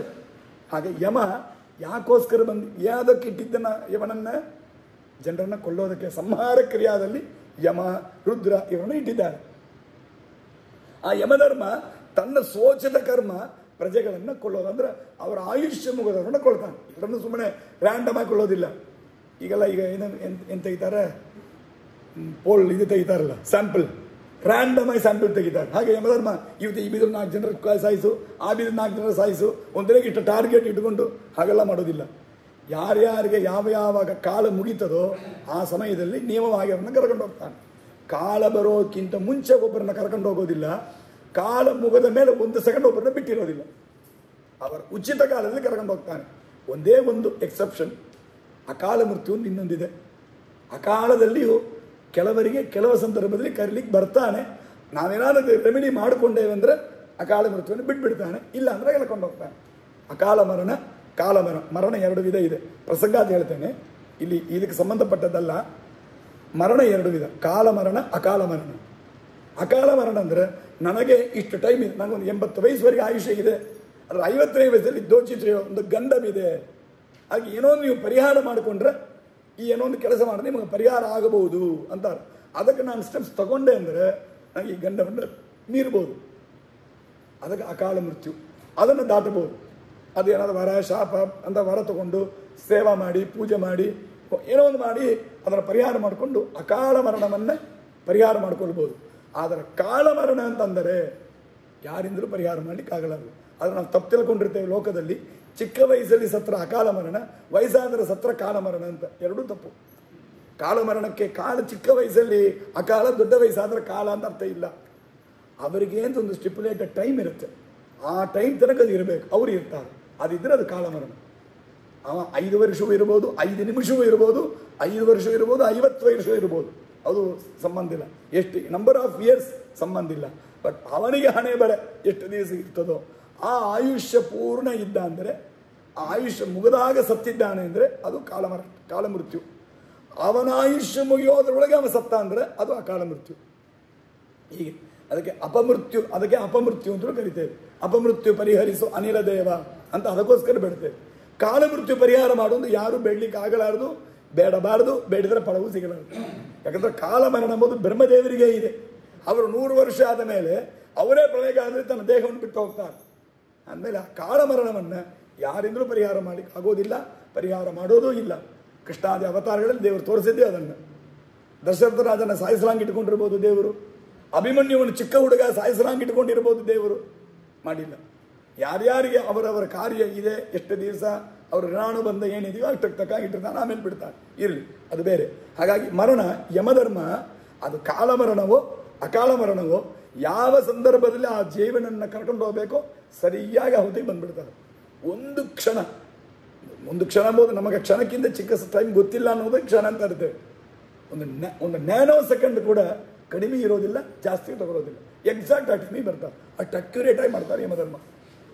ಹಾಗೆ ಆ ಯಮಧರ್ಮ ಇಷ್ಟು ಜನರನ್ನು ಸಾಯಿಸ್ತಾರಲ್ಲ, ಅವನಿಗೆ ಬ್ರಹ್ಮಹತ್ಯಾ ದೋಷ ಬರ್ತದ? ನಾವ್ಯಾರೋ ಒಬ್ಬ ಬ್ರಾಹ್ಮಣನ ಹೊಡೆದ್ರೆ ಬ್ರಹ್ಮಹತ್ಯೆ ಅಂದಿರಲಿಲ್ಲ, ಇಷ್ಟೂ ಜನರನ್ನು ಸಾಯಿಸುವ ಯಮಧರ್ಮನಿಗೆ ಪಾಪ ಬರ್ತದ ಅಂದ್ರೆ ಬರೋದಿಲ್ಲ. ಯಾಕೆ? ಯಮಧರ್ಮ ಇದು ನನಗೆ ಸೋಚಿತ ಕರ್ಮ ಅಂತ ತಿಳ್ಕೋತಾನೆ ಫಸ್ಟ್. ಅನಂತರದಲ್ಲಿ ಇದು ಪರಮಾತ್ಮನೇ ನನ್ನೊಳಗಿಂದ ಮಾಡಿಸ್ತಾ ಇದ್ದಾನೆ ಅಂತ ದೇವರ ಕರ್ತೃತ್ವ ಅನುಸಂಧಾನ ಇದೆ. ನಾನು ಪರಾಧೀನ, ನಾನು ಸ್ವತಂತ್ರವಾಗಿ ಮಾಡ್ತಾ ಇಲ್ಲ ಅಂತ ಅಭಿಮಾನ ತ್ಯಾಗ ಮಾಡಿದ್ದಾನೆ. ನಿನ್ನೆ ಹೇಳಿದ ಸನ್ಯಾಸ ತ್ಯಾಗ 2-3 ದಿವಸ ಹೇಳಿದ ಎಲ್ಲವನ್ನೂ ಈಗ ಸೇರಿಸ್ಕೊಳ್ರಿ. ಅಭಿಮಾನ ತ್ಯಾಗ ಮಾಡಿದ್ದಾನೆ, ಅಭಿಮಾನ ಮಾಡೋದಿಲ್ಲ. ಇದನ್ನು ಕೊಳ್ಳೋಣದಿಂದ ನನಗೆ ಒಳ್ಳೆ ಕೀರ್ತಿ, ಇದು ಅಪಕೀರ್ತಿ ಬರ್ತದೆ, ಕೀರ್ತಿ ಬರ್ತದೆ, ನನಗೆ ದುಡ್ಡು ಬರ್ತದೆ, ಸಂಬಳ ಕೊಡ್ತಾರೆ, DA ಬರ್ತದೆ, ಯಾವುದು ಯೋಚನೆ ಇಲ್ಲ, ಅದು ಯಾವುದನ್ನು ಎದುರು ನೋಡೋದಿಲ್ಲ. ಇದು ಮೂರನೇದು. ಇದೆಲ್ಲದರಿಂದಲೂ ಪರಮಾತ್ಮ ಪ್ರೀತನಾಗಲಿ ಅಂತ ಮಾಡ್ತಾನೆ. ಪರಮಾತ್ಮನ ಪ್ರೀತಿಗೋಸ್ಕರ ಮಾಡ್ತಾನೆ. ನನ್ನ ಕೆಲಸ ದೇವರು ಆಜ್ಞೆ ಮಾಡಿದ್ದು, ಅವ ಹೇಳಿದ್ದ ನಾನು ಮಾಡಿದರೆ ಅವನು ತೃಪ್ತನಾಗ್ತಾನೆ ಅಂತ ಅರ್ಥ. ಹೀಗೆ ಸಂತೋಷ ಪಡ್ತಾನೆ. ಹೀಗಾಗಿ ಇದು 4ನೇದು. ಇದೆಲ್ಲವನ್ನು ಇಟ್ಟುಕೊಂಡು ಮಾಡೋಣದರಿಂದ ಅವನಿಗೆ, ಯಮಧರ್ಮನಿಗೆ ಕೃತ್ವಾಪಿ, ಅವ ಈ ಸಂಹಾರ ಕರ್ಮವನ್ನು ಮಾಡಿದರೂ ಕೂಡ ನಿಬದ್ಧತೆ ಅವನಿಗೆ ಬಂಧಕ್ಕಾಗೋದಿಲ್ಲ. ಅವನನ್ನು ಯಾರೂ ಅಪಕೀರ್ತಿಯನ್ನು ಬೈಯೋದಿಲ್ಲ, ಅವನಿಗೆ ಯಾರು ಅಪಕೀರ್ತಿ, ಅವನಿಗೆ ಅಧರ್ಮ ಬರೋದಿಲ್ಲ, ಪಾಪ ಬರೋದಿಲ್ಲ. ಇಷ್ಟೆಲ್ಲ ಕೊಂದಿದ್ದ ಯಮನನ್ನು ಯಾರು ನರಕಕ್ಕೆ ಹಾಕೋದಿಲ್ಲ. ಈ ಕಾರಣಕ್ಕಾಗಿ ಇರುತ್ತವರು ಹೀಗೆ ಇದನ್ನು ಶ್ರೀಮದಾಚಾರ್ಯ ತೆಗೆದು ಹೇಳ್ತಾರೆ. ಈ ಉತ್ತರಾರ್ಧ ಏನಿದೆ ಇದು ಇನ್ ಜನರಲ್ ಎಲ್ಲರಿಗೆ ಅಪ್ಲಿಕಬಲ್ ಅಲ್ಲ. ಯಮ, ರುದ್ರ ಹೀಗಿರ್ತಕ್ಕಂಥ ದೇವತೆಗಳಿಗೆ ಮತ್ತು ಅದನ್ಯಾಕೆ ಇಲ್ಲಿ ಸಂಬಂಧ ಒಬ್ಬರನ್ನ ಮಾತ್ರ ತೆಗೆದು ಯಾಕೆ ಹೇಳಿದರು ಅಂದರೆ, ಯಾವಾಗಲೂ ಸ್ಯಾಂಪಲ್ ಹಂಗತನ್ರಿ ಇರೋದು. ಸ್ಯಾಂಪಲ್ ಅಂದರೆ ಹಂಗತಾನೆ, ಎಷ್ಟೋ ಒಂದು ಗುಂಪಿನ ಯಾವುದಾದ್ರು ಒಂದನ್ನು ಸ್ಯಾಂಪಲಿಗೆ ಕೊಡ್ಲಿಕ್ಕಾಗತ್ತೆ. ಆ ಒಂದನ್ನು ಯಮನನ್ನು ರುದ್ರದೇವರದನ್ನು ಸ್ಯಾಂಪಲ್ ಆಗಿ ಕೊಟ್ಟಿದ್ದಾರೆ ಆಚಾರ್ಯರು. ಹೀಗರ್ಥ ನಮ್ಮ ಶ್ರೀಮದ್ ಆಚಾರ್ಯ ಹೇಳ್ತಾರೆ. ಈಗ ನೋಡ್ರಿ, ನಮ್ಮ ಆಚಾರ್ಯ ಹೇಳಿದ ಅರ್ಥವನ್ನು, ವ್ಯಾಖ್ಯಾನವನ್ನು ತಿಳಿಲಾಗಿದ್ದರೆ ಈ ಶ್ಲೋಕ ನಮಗೆ ತಿಳಿಸ್ಕೊಡುವ ಅರ್ಥ ಏನು? ಆಚಾರ್ಯ ಬಂದದ್ದು ನಮಗೆ ಯಾವ ಥರ ಅರ್ಥ ತಿಳಿಯಿತು? ಹಾಗಾದರೆ ಗೀತೆಯನ್ನು, ದೇವರನ್ನು ಗುರುಗಳಿಲ್ಲ ಹಂಗೆ ನಮ್ಮ ದೇವರನ್ನ ಅಪ್ರೋಚ್ ಮಾಡಲಿಕ್ಕೆ ಆಗೋದಿಲ್ಲ ಎಂಬುದಕ್ಕೆ ಇದು ಒಂದು ಸಾಕ್ಷಿ. ಅದಕ್ಕೆ ಈ ಪ್ರಕಾರ ತಾತ್ಪರ್ಯದಲ್ಲಿ ಆಚಾರ್ಯರು ವಿಸ್ತಾರವಾಗಿ ಪ್ರಮಾಣ ಕೊಟ್ಟು ಹೇಳ್ತಾರೆ. ಸ್ವಾತಂತ್ರ್ಯಂ ಈಶ್ವರೇದೇತ್ತಿ ನೈವಾತ್ಮನಿ ಕದಾಚನ ಈಶ್ವರಾಧೀನಮೇವಾತ್ಮನ್ ಸ್ವಾತಂತ್ರ್ಯಂತೂ ಜಡಾನ್ ಪ್ರತಿ. ದೇವರದೇ ಸ್ವಾತಂತ್ರ್ಯ, ಬೇರೆ ಯಾರಿಗೂ ಸ್ವಾತಂತ್ರ್ಯ ಇಲ್ಲ. ಈ ಯಾವುದೋ ಕೆಲ ವ್ಯವಹಾರದಲ್ಲಿ ದತ್ತ ಸ್ವಾತಂತ್ರ್ಯ ಅಂತೆಲ್ಲ ಕರಿತೇವೆ, ಅದರ ಅರ್ಥ ಅಲ್ಲ ಬೇರೆ. ನಾವು ತಗೊಂಡ ಸ್ವಾತಂತ್ರ್ಯ ಇನ್ನೊಬ್ಬರು ದೇವರು ಇನ್ನೊಬ್ಬರಿಗೆ ಕೊಡೋದು ಎಂಬುದೆಲ್ಲ ಇಲ್ಲ. ಸ್ವಾತಂತ್ರ್ಯ ದೇವರು ಯಾರಿಗೆ ಹಂಚಿ ಕೊಡೋದಿಲ್ಲ, ಸ್ವಾಮಿತ್ವವನ್ನು ಕೊಡ್ತಾನಷ್ಟೇ, ಸ್ವಾತಂತ್ರ್ಯವನ್ನು ಯಾರಿಗೆ ಕೊಡೋದಿಲ್ಲ. ತಾರತಮ್ಯೇಣ ಲಕ್ಷ್ಮಿ ಆದೆ. ಆ ಸ್ವಾತಂತ್ರ್ಯ ಅಂದರೆ ಒಂದು ಪ್ರಭುತ್ವ, ಒಂದು ಅಧಿಕಾರವನ್ನು ದೇವರು ಇನ್ನೊಬ್ಬರಿಗೆ ಕೊಡ್ತಾನೆ. ಅಧಿಕಾರವನ್ನು ಕೊಟ್ಟದ್ದು ಎಲ್ಲರಿಗೂ ಒಂದೇ ಥರ ಅಲ್ಲ.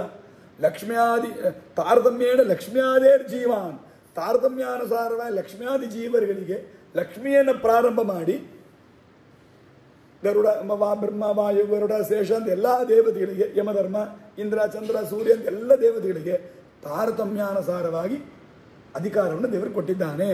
ದೇವರು ಕೊಟ್ಟ ಅಧಿಕಾರದಿಂದ ಇವರೆಲ್ಲ ಕಾರ್ಯವನ್ನು ಮಾಡ್ತಾ ಇದ್ದಾರೆ ಅಂತೇಳಿ ಯಾರು ತಿಳಿತಾರೋ ಅವರಿಗೆಲ್ಲ ಕಿಂಚಿತ್ ದೋಷೇನ ಲಿಪ್ಪಿದ್ದಾನೆ. ಅದಕ್ಕೊಂದು ದೊಡ್ಡ, ಆಮೇಲೆ ಅದನ್ನು ಇನ್ನಿನ್ನೂ ಅನೇಕ ವಿಶೇಷಗಳಿದೆ, ಸೂಕ್ಷ್ಮಗಳು, ಅದನ್ನು ತುಂಬಷ್ಟು ಆಚಾರ್ಯ ಹೇಳಿ ಈ ಪ್ರಕಾರ ಈ ಅಧಿಕಾರಗಳು ಕೂಡ ತಾರತಮ್ಯಾನುಸಾರ ಇದೆ, ಎಲ್ಲರಿಗೆ ಏಕ ಪ್ರಕಾರ ದೇವರು ಕೊಡೋದಿಲ್ಲ ಅಂದಿಷ್ಟು ಹೇಳಿ ಇಟ್ಟುದೇ ಈ 5 ವಿಧವಾದ ಕಾರಣಗಳ ಇಂಪ್ಯಾಕ್ಟ್ ಆಗಿದೆ ಅಂತ ತೋರಿಸಿಕೊಟ್ಟು ಮುಂದೆ ಹೇಳ್ತಾನೆ ಕೃಷ್ಣ.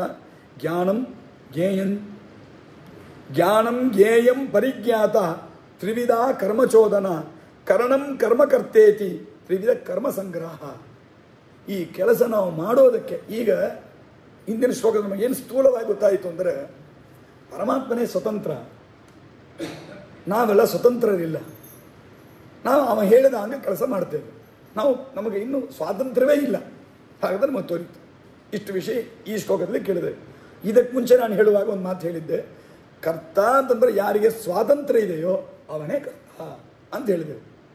ಸರಿ, ಫಲ ಬರಬೇಕಾದಾಗ ನಾನು ಅದಕ್ಕೆ ಮುಂಚೆ ಇನ್ನೊಂದು ಮಾತು ಹೇಳಿದೆ. ಒಬ್ಬ ಇಂಜಿನಿಯರ್ ಏನು ಮಾಡ್ತಾನೆ, ಎಲ್ಲರಿಗೂ ಟೀಮ್ ವರ್ಕ್ ಕೆಲಸ ಮಾಡಿಸ್ಕೊಂಡು ಎಲ್ಲರಿಗೂ ಅವರವರಿಗೆ ಬೇಕಾದ ಭಾಗ ತಗೋತಾನೆ, ತನಗೊಂದು ಭಾಗ ತಗೊಳ್ತಾನೆ ಅಂತ ಹೇಳಿದ್ದೆ. ಹಾಗಾದ್ರೆ ಮಾಡಿದ ಕರ್ಮಕ್ಕೆ ಒಂದು ಫಲ ಬರಬೇಕು, ಆ ಫಲವನ್ನು ಡಿಸ್ಟ್ರಿಬ್ಯೂಟ್ ಮಾಡ್ತಾನೆ.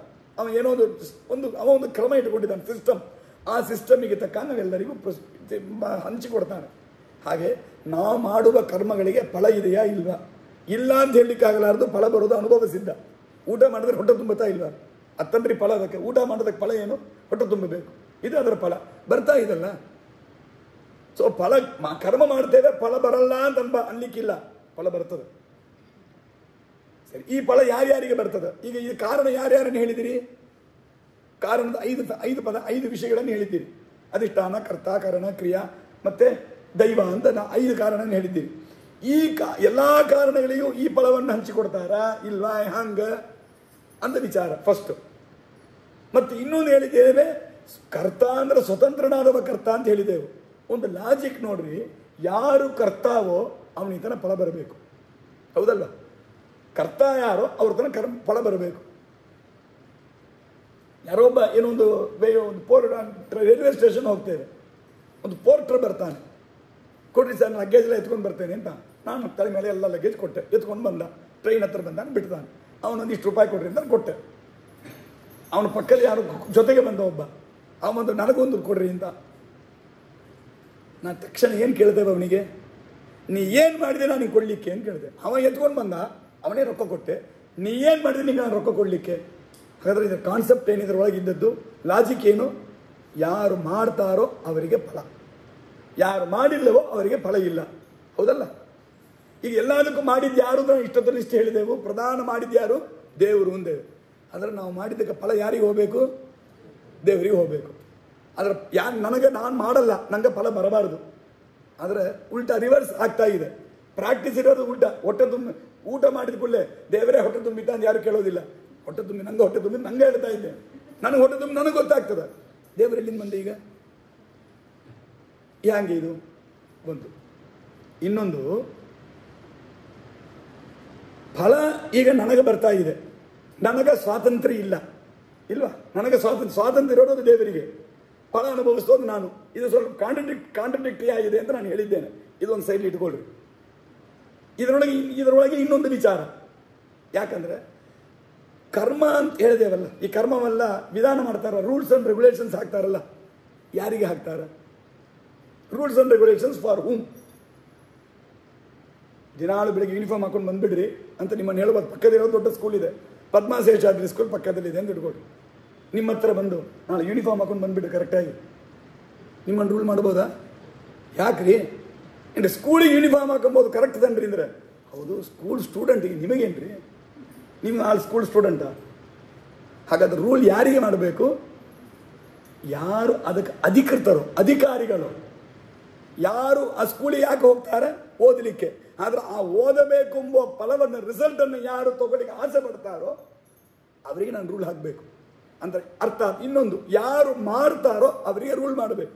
ರೂಲ್ಸ್ ಆ್ಯಂಡ್ ರೆಗ್ಯುಲೇಷನ್ಸ್ ಎಂಬುದು ಯಾರು ಮಾಡ್ತಾರೋ ಅವರಿಗೆ. ನೀವು ಆ ಸ್ಕೂಲಿಗೆ ಅಂದರೆ ಆ ಓದೋದಕ್ಕೆ ನೀವು ಕರ್ತಾನೇ ಅಲ್ಲ, ನಿಮಗೆ ಹೆಂಗೆ ರೂಲ್ಸ್ ಆ್ಯಂಡ್ ರೆಗ್ಯುಲೇಷನ್ಸ್ ಬೈಂಡ್ ಆಗೋದಲ್ಲಿ? ಹಾಗೆ ದೇವರು ಸ್ವತಂತ್ರ. ಅವ ಯಾವ ಕೆಲಸ ಅವನ ಸ್ವತಂತ್ರ ಅಂದಮೇಲೆ ಅದು ನೆಕ್ಸ್ಟ್ ಪಾಯಿಂಟಿಗೆ ಬರ್ತೇನೆ. ಸಾರಿ, ಫಸ್ಟ್ ಈಗ ನೋಡೋಣ. ಹಾಗಾದರೆ ಈಗ ಮಾಡೋದು ಯಾರು? ನಾನು. ಆವಾಗ ರೂಲ್ ಯಾರಿಗೆ ಇರಬೇಕು? ನನಗೆ ಬರಬೇಕು. ರೂಲನ್ನು ನನಗೆ ಹೇಳಬೇಕು. ಆದರೆ ಯಾರಿಗೆ ರೂಲ್ ಹಾಕ್ತಾರೋ ಅವ ಕರ್ತವ್ಯ ಇಲ್ಲ. ಯಾಕಂದರೆ ಸ್ವತಂತ್ರ ಕರ್ತ ದೇವರು. ಇವಾಗ ಎಷ್ಟು ಒಂದಕ್ಕೆ ಗೊಂದಲ ಆಗಿದೆ ನೋಡಿ, ಒಂದೇ ಕನ್ಫ್ಯೂಸಿಂಗ್. ಈಗ ಈ ಗೀತನೇ ಹೇಳ್ತೀರಾ, ಏನಾದ್ರು ಹೇಳ್ತೀರಾ ಅರ್ಥ ಆಗ್ತದೆ. ಇವಾಗ ಹಂಗಾಗಿಬಿಟ್ಟಿದೆ. ಇವಾಗ ಈ ಸೀರಿಯಲ್ ಹಂಗಾಗಿಬಿಟ್ಟಿದೆ ಅಲ್ವಾ? ಅದು ಯಾರೋ ಕ್ಯಾರೆಕ್ಟರ್ ಬರೋದು, ಯಾರೋ ಸಂಬಂಧ ಇರೋದು, ಎಲ್ಲಿಂದ ಬರೋದು, ಇನ್ನು ಎಲ್ಲೋ ಬರುವ, ಯಾವ್ದೋ ಹೋದವ, ಆಮೇಲೆ ತಿರುಗಿ ಬರುವ, ಅವ ಯಾರು ಅಂದ್ರೆ ಮರ್ತೋಗಿರೋದು ನಮಗೆ. ಆ ಥರ ಆಗಿಬಿಟ್ಟಿದೆ ಈಗ. ಯಾರಿಗೆ ನೀವು ರೂಲ್ ಹೇಳ್ತೀರಿ ಅವ ಕರ್ತ ಅಲ್ಲ. ಯಾವ ಕರ್ತಾನೋ ಅವನಿಗೆ ರೂಲ್ ಹೇಳೋಣ ಅಂತ ಮಾಡಿದ್ರೆ ಅವನು ರೂಲ್ ಹೇಳಂಗಿಲ್ಲ. ಆಗ ಅವ ಸ್ವತಂತ್ರ, ಇಂಡಿಪೆಂಡೆಂಟ್ ಅವ. ಯಾಕೆ ರೂಲ್ ಯಾರಿಗೆ ಹೇಳಬೇಕು? ಯಾರು ಬೈಂಡೆಡೋ ಅವನಿಗೆ ರೂಲ್. ಎದಗಿ ಈ ರಾಜ್ಯಕ್ಕೆ ಹೇಳಿದೆ, ನೀವು ಆ ಸ್ಕೂಲಿಗೆ ಬೈಂಡೆಡೇ ಅಲ್ಲ, ನಿಮ್ಮ ಮನ್ಯಾಗ ನಾನು ರೂಲ್ ಮಾಡಲಿ. ಯಾರಲ್ಲಿ ನಾ ಈ ಸ್ಕೂಲಲ್ಲಿ ಹುಡುಗನ ಸ್ಟೂಡೆಂಟ್ ಆಗಿ ಓದ್ತೇನೆ ಅಂತ ಅಪ್ಲೈ ಮಾಡಿ ಅಪ್ಲಿಕೇಶನ್ ಕೊಟ್ಟು ಒಪ್ಪಿಕೊಂಡು ಯಾರು ಫೀಸ್ ಕಟ್ಟಿ ಬಂದಿದ್ದಾನೋ ಅವ ಅಲ್ಲಿ ಅಧಿಕಾರಿ, ಅವನಿಗೆ ರೂಲ್ ಬರಬೇಕು. ಹಾಗಾದರೆ ಯಾರು ಬೈಂಡಬಲ್ ಆಗಿರ್ತಾರೋ ಅವರಿಗೆ ರೂಲ್ ಮಾಡಬೇಕು. ಆದರೆ ಈಗ ದೇವರನ್ನ ತನ್ನ ಸ್ವತಂತ್ರ ಕರ್ತ, ಅವನನ್ನು ರೂಲ್ ಹೋಗಿ ಬೈಂಡ್ ಮಾಡಂಗಿಲ್ಲ. ಆಗ ಅವ ಸ್ವತಂತ್ರ ಆಗಿದ್ದಾನೆ. ಸ್ವತಂತ್ರನನ್ನು ಒಂದು ರೂಲ್ ಹಾಕ್ತೇವೆ ಅಂತಂದರೆ, ಇಂಡಿಪೆಂಡೆಂಟ್ ಆಗಿದ್ದವನಿಗೆ ರೂಲ್ ಹಾಕ್ತೇವೆ, ನಮ್ಮ ಇಂಡಿಪೆಂಡೆನ್ಸಿ ಹೋಗ್ಬಿಡೋದು. ಇಂಡಿಪೆಂಡೆನ್ಸಿ ಅಂತ ಇರ್ತನ್ರಿ, ನಾನ್ ಡಿಪೆಂಡೆನ್ಸಿ. ನೀವು ಅವನನ್ನು ನಾನು ರೂಲ್ ಹಾಕಿ ನನ್ನ ರೂಲಿಗೆ ಡಿಪೆಂಡೆಂಟ್ ಆಗಿ ಮಾಡಿದರೆ, ಇಂಡಿಪೆಂಡೆಂಟ್ ಆದವನನ್ನು ನಾನು ಡಿಪೆಂಡೆಂಟ್ ಆಗಿ ಮಾಡಿದ್ದೇನೆ ಅಂದರೆ ಏನರ್ಥ? ಇದು ಸರಿಯಿಲ್ಲ. ಸರಿ, ದೇವರಿಗೆ ಬೇಡ, ನಮಗೂ ಬೇಡ. ಇದಕ್ಕೆ ನಾವು ರೂಲ್ ಮಾಡೋಣ. ನೋಡಪ್ಪ, ಸುಮ್ಮನೆ ಹಿಂಗೆ ನಿಂತಿರು, ಮಾತಾಡಬೇಡ ಅಂತ ಹೇಳಿದ್ದೇವೆ ಅಂದರೆ, ಇದನ್ನು ಯಾರೋ ಹಂಗೆ ಹೇಳಿದೆ ಅಂತಂದ್ರೆ ಏನೋ ತಿಳಿಲ್ಲ ಕರೆದು ಬಿಟ್ಟ ನನ್ನ ನಂತೀರಿ. ಆಮೇಲೆ ನೋಡಪ್ಪ, ಉಪನ್ಯಾಸ ಹೇಳ್ತಾ ಇದ್ದೇನೆ, ಮಾತಾಡ್ದಂಗೆ ಸುಮ್ಮನೆ ಕೂತಿರು, ನಾನು ಇದನ್ನು ಹೇಳಿದೆ ಅಂತ ಇಟ್ಕೊಳ್ರಿ. ಏನೋಪ್ಪ, ಇವ್ರನ್ನೂ ಹೋಗಿ ಕರೆದು ಬಿಟ್ಟವಲ್ಲ ಗೀತಾವಿಗೆ. ಸ್ವಲ್ಪ ಪ್ರಮೋದಾಚಾರ್ಯ ಹೇಳಬೇಕು, ನೀನು ಸ್ವಲ್ಪ ಸರಿಯಾಗಿ ಅಲ್ಲಿ ಕಳಿಸಿ, ಹುಚ್ಚೆಲ್ಲ ಕಳಿಸ್ಬೇಡ್ರಿ ಅಂತ ಹೇಳಿದ್ರು. ಇವಾಗ ಯಾಕಂದ್ರೆ ಇದು ಜಡ ಪದಾರ್ಥಕ್ಕೆ ಯಾವ ಅನುಭವನೂ ಇಲ್ಲ, ನೋ ಎಕ್ಸ್ಪೀರಿಯನ್ಸ್, ಯಾವ ಕೆಲಸವೂ ಇಲ್ಲ ಅದಕ್ಕೆ. ಹಾಗಾದರೆ ಯಾವ ಕೆಲಸವೂ ಇಲ್ಲದೆ ಅದನ್ನು ಹೋಗಿ ನಾನು ಹೆಂಗೆ ನೇಮನ ಮಾಡ್ಲಿಕ್ಕೆ ಆಗೋದಿಲ್ಲ. ಸರಿ, ದೇವರು ಬೇಡ, ಅವ ಸ್ವತಂತ್ರ. ಜಡ ಅದು ಬೇಡ, ನಾನು ಪರತಂತ್ರ, ನನ್ನನ್ನು ಬೇಡ. ಮುಕ್ತರು ಅಂತ ಕೆಲವರಾಗಿರ್ತಾರ, ಎಲ್ಲ ಬಿಟ್ಟು ಹೋಗಿರ್ತಾರಲ್ಲ, ಅವರು ನೇಮನ ಮಾಡೋಣ ಅಂದರೆ ಅದು ತಪ್ಪು. ಯಾಕೆ ಅವನ ಮುಕ್ತನಾಗಿಬಿಟ್ಟಲ್ಲ. ಕೆಲಸಕ್ಕೆ ಬರ್ತಾ ಇರೋ ಅವನನ್ನು ನಾಳೆ ಈ ಫೈಲ್ ಕೊಟ್ಬಿಡು, ಆ ಕೆಲಸ ಮಾಡಿಬಿಡು ಅಂತ ಹೇಳಬಹುದು. ರಿಟೈರ್ ಆಗಿ ಹೋದವನನ್ನು ಕರೆದು ಯಾಕೆ ಈ ಫೈಲ್ ಇನ್ನು ಕೊಡಲ್ಲ ಅಂತ ಕೇಳಿದ್ರೆ, ಯಾವಂತ ರಿಟೈರ್ ಆಗಿಬಿಟ್ಲು, ಇನ್ನು ನಿದ್ದೆ ಮಾಡ್ತಾ ಇದ್ದೆ, ನೀವು ನನ್ನ ಬೈತಾರೆ ಇವಾಗ. ಹಾಗಾದರೆ ಮುಕ್ತರನ್ನು ಮುಕ್ತರನ್ನು ನೋಡಿ ನೇಮನ ಮಾಡಲಿಕ್ಕೂ ಸಾಧ್ಯ ಇಲ್ಲ. ಸ್ವತಂತ್ರನಾದ ಪರಮಾತ್ಮ ನೋಡಿ ನೇಮನ ರೂಲ್ ಹಾಕಲಿಕ್ಕೂ ಸರಿ ಇಲ್ಲ. ಜಡವಾದ ಕಂಬವನ್ನು ನೋಡಿ ರೂಲ್ ಹಾಕಲಿಕ್ಕೂ ಸಾಧ್ಯ ಇಲ್ಲ. ಸರಿಪ್ಪ, ರೂಳೇ ಬೇಡ ಅಂತ ಇಟ್ಬಿಡ, ನೀಟೇ ಬೇಡ ಅಂಬಂಗ, ರೂಳೇ ಬೇಡ ಅಂತ ಹೇಳಿಬಿಟ್ರೆ ಹಂಗೆ ಮಾಡಿಬಿಡೋಣ. ಇವಾಗ ಎಕ್ಸಾಮೇ ಬೇಡ, ಇನ್ಮೆ ರೂಳೇ ಬೇಡ ಯಾರಿಗೂ ಅಂತಂದ್ರೆ ಅವ ಶಾಸ್ತ್ರ ಏನು ಮಾಡೋದು? ಶಾಸ್ತ್ರ ಏನು ಮಾಡ್ತಾ ಇದೆ? ರೂಲ್ ಮಾಡ್ತಾ ಇದೆ. ಸಂಧ್ಯಾ ಅಂದ್ರೆ ಮಾಡು, ವೆಂಗಾಯ ತಿನ್ನಬೇಡ, ಅಗರಗ ಸಂಧ್ಯಾಮುಪಾಸೀತ, ಸತ್ಯಂ ವದ, ಧರ್ಮಂ ಚರ, ರೂಲ್ ಹೇಳ್ತಾ ಇದೆ. ಇದೆಲ್ಲ ಮಾಡಬೇಡ, ನಫಲಾಂಟು ಭಕ್ಷೇತ, ವೆಂಗಾಯ ತಿನ್ನಬೇಡ ಅಂತ ರೂಲ್ ನಮ್ಮನ್ನು ನೇಮ ಕಂಟ್ರೋಲ್ ಮಾಡ್ತಾ ಇದೆ. ವೇದ ಇದು ಮಾಡ್ತಾ ಇದೆ. ಆವಾಗ ವೇದ ಅದಕ್ಕೊಂದು ಅಪ್ಲಿಕೇಶನೇ ಇಲ್ಲ ಹಂಗಿದ್ದರೆ ಆ ವೇದ ಏನಾಗೋದು? ವೇಸ್ಟ್. ವೇದಗಳೇ ವೇಸ್ಟ್, ಈಗ ಶಾಸ್ತ್ರಗಳೇ ವೇಸ್ಟ್. ಯಾಕಂದ್ರೆ ಅಪ್ಲಿಕೇಶನ್ ಅದು ಯಾರನ್ನೋ ಇಂಪ್ಲಿಮೆಂಟ್ ಮಾಡಬೇಕು. ಅದನ್ನು ಈ ಯೂನಿವರ್ಸಿಟಿ ಒಳಗೆ ಇತ್ತು, ಮೆಡ್ರಾಸ್ ಯೂನಿವರ್ಸಿಟಿ ಒಳಗೆಲ್ಲ ವೇದ ಅಂತ ಒಂದು ಸಬ್ಜೆಕ್ಟ್. ಅವೇ ಅಂದರೆ ಇಷ್ಟು ಮಾದರಿಗೆ ಇದಕ್ಕೆ ಎಲ್ಲ ಸಬ್ಜೆಕ್ಟು ಇತ್ತು. ಯಾರು ಓದೋವರೇ ಇಲ್ಲ. 4 ವರ್ಷ 5 ವರ್ಷ ನೋಡ್ತಾರೆ, ಯಾರು ಓದಲ್ಲ. ಆ ಸ್ಕೀಮೇ ಆ ಕೋರ್ಸೇ ತೆಗೆದುಬಿಡ್ತಾರೆ. ಆಮೇಲೆ ಓದೋವರೇ ಇಲ್ಲ ಅಂದರೆ ಆ ಕೋರ್ಸ್ ಯಾಕೆ? ಇವರಿಗೆ ಇರೋಷ್ಟು ಬುದ್ಧಿ ನಮ್ಮ ಶಾಸ್ತ್ರಕ್ಕಿಲ್ಲ ಅಂತ ಆಗಿಬಿಡ್ತು ಈಗ. ಯಾಕಂದರೆ ಯಾರೂ ಕೇಳೋದ್ರಿಲ್ಲ ಶಾಸ್ತ್ರಕ್ಕೆ. ಯಾರೀಗ ಎಲಿಜಿಬಲ್ ಪರ್ಸನ್ ಯಾರೂ ಇಲ್ಲ. ಸ್ವತಂತ್ರ ದೇವರು ಮುಕ್ತರು ಅವರು ಮುಕ್ತರಾಗಿ ಬಿಟ್ಟಿದ್ದಾರೆ, ಇದು ಜಡ, ನಾನಂತೂ ಅಸ್ವತಂತ್ರ. ಆ ಶಾಸ್ತ್ರ ಯಾರಿಗೆ ತಾನೆ ಈ ಕೆಲ ಸಮಯ ದೊಡ್ಡ ಸಂದೇಹ ಬರ್ತದ್ರಿ. ಏನಂತಾರೆ, ಈ ಮಡಿ ಮಾಡಬೇಕು ಅಂತ ಏನೋ ತಿಳಿದಂಗೆ ಹೇಳ್ಬಿಡ್ತೇವೆ. ಕೆಲವರು ಒಂದು ಕ್ವಶನ್ ಕೇಳ್ತಾರೆ, ನೋಡ್ರಿ ಮನೆಯಲ್ಲೆಲ್ಲ ಮಡಿ ಮಾಡಬಾರ್ದು. ಮನೆ ಅಂದ್ರೆ ಅದೆಲ್ಲ ಹೆಂಡತಿ ಮಕ್ಕಳು ಹೆಂಚು ಕಡಿಮೆ ಇದ್ದರೆ ಇರೋದು, ಪ್ಲಸ್ ಆರ್ ಮೈನಸ್ ಇರೋದು. ಮನೆ ಕೂಡ ಇಷ್ಟು ಮಡಿ ಮಾಡಬಾರ್ದು, ಏನು ಮಠವಾ ಅಂತ ಬೈಯೋದು. ಸೇರಿ ಇವ್ರು ಹೇಳಿದ್ರಲ್ಲ ಪಾಪ ದೊಡ್ಡವರು ಅಂತ ಹೇಳಿ ಮಠಕ್ಕೆ ಹೋದೆ ನಾನು. ಅಲ್ಲಿ ಮಡಿ ಮಾಡೋಣ ಅಂತ ಕೇಳಿದ್ರೆ ಅವ್ರು ಹೇಳೋರು, ಏನ್ರಿ ಮಠದಲ್ಲಿ ಬಂದು ಮಡಿ ಇಡಿ ಅಂತ ಹೇಳ್ತೀರಿ, ಎಷ್ಟು ಜನ ಬರ್ತಾರ ಹೋಗ್ತಾರ, ಇಲ್ಲಿಲ್ಲ ಬಂದು ಮಡಿ ಏನು ಮನೆಯ ನಿಮ್ಮ ಇಷ್ಟಕ್ಕೆ ಮಾಡಲಿಕ್ಕೆ ಅಂತ ಅವರು ಬೈತಾರ ನನ್ನನ್ನು.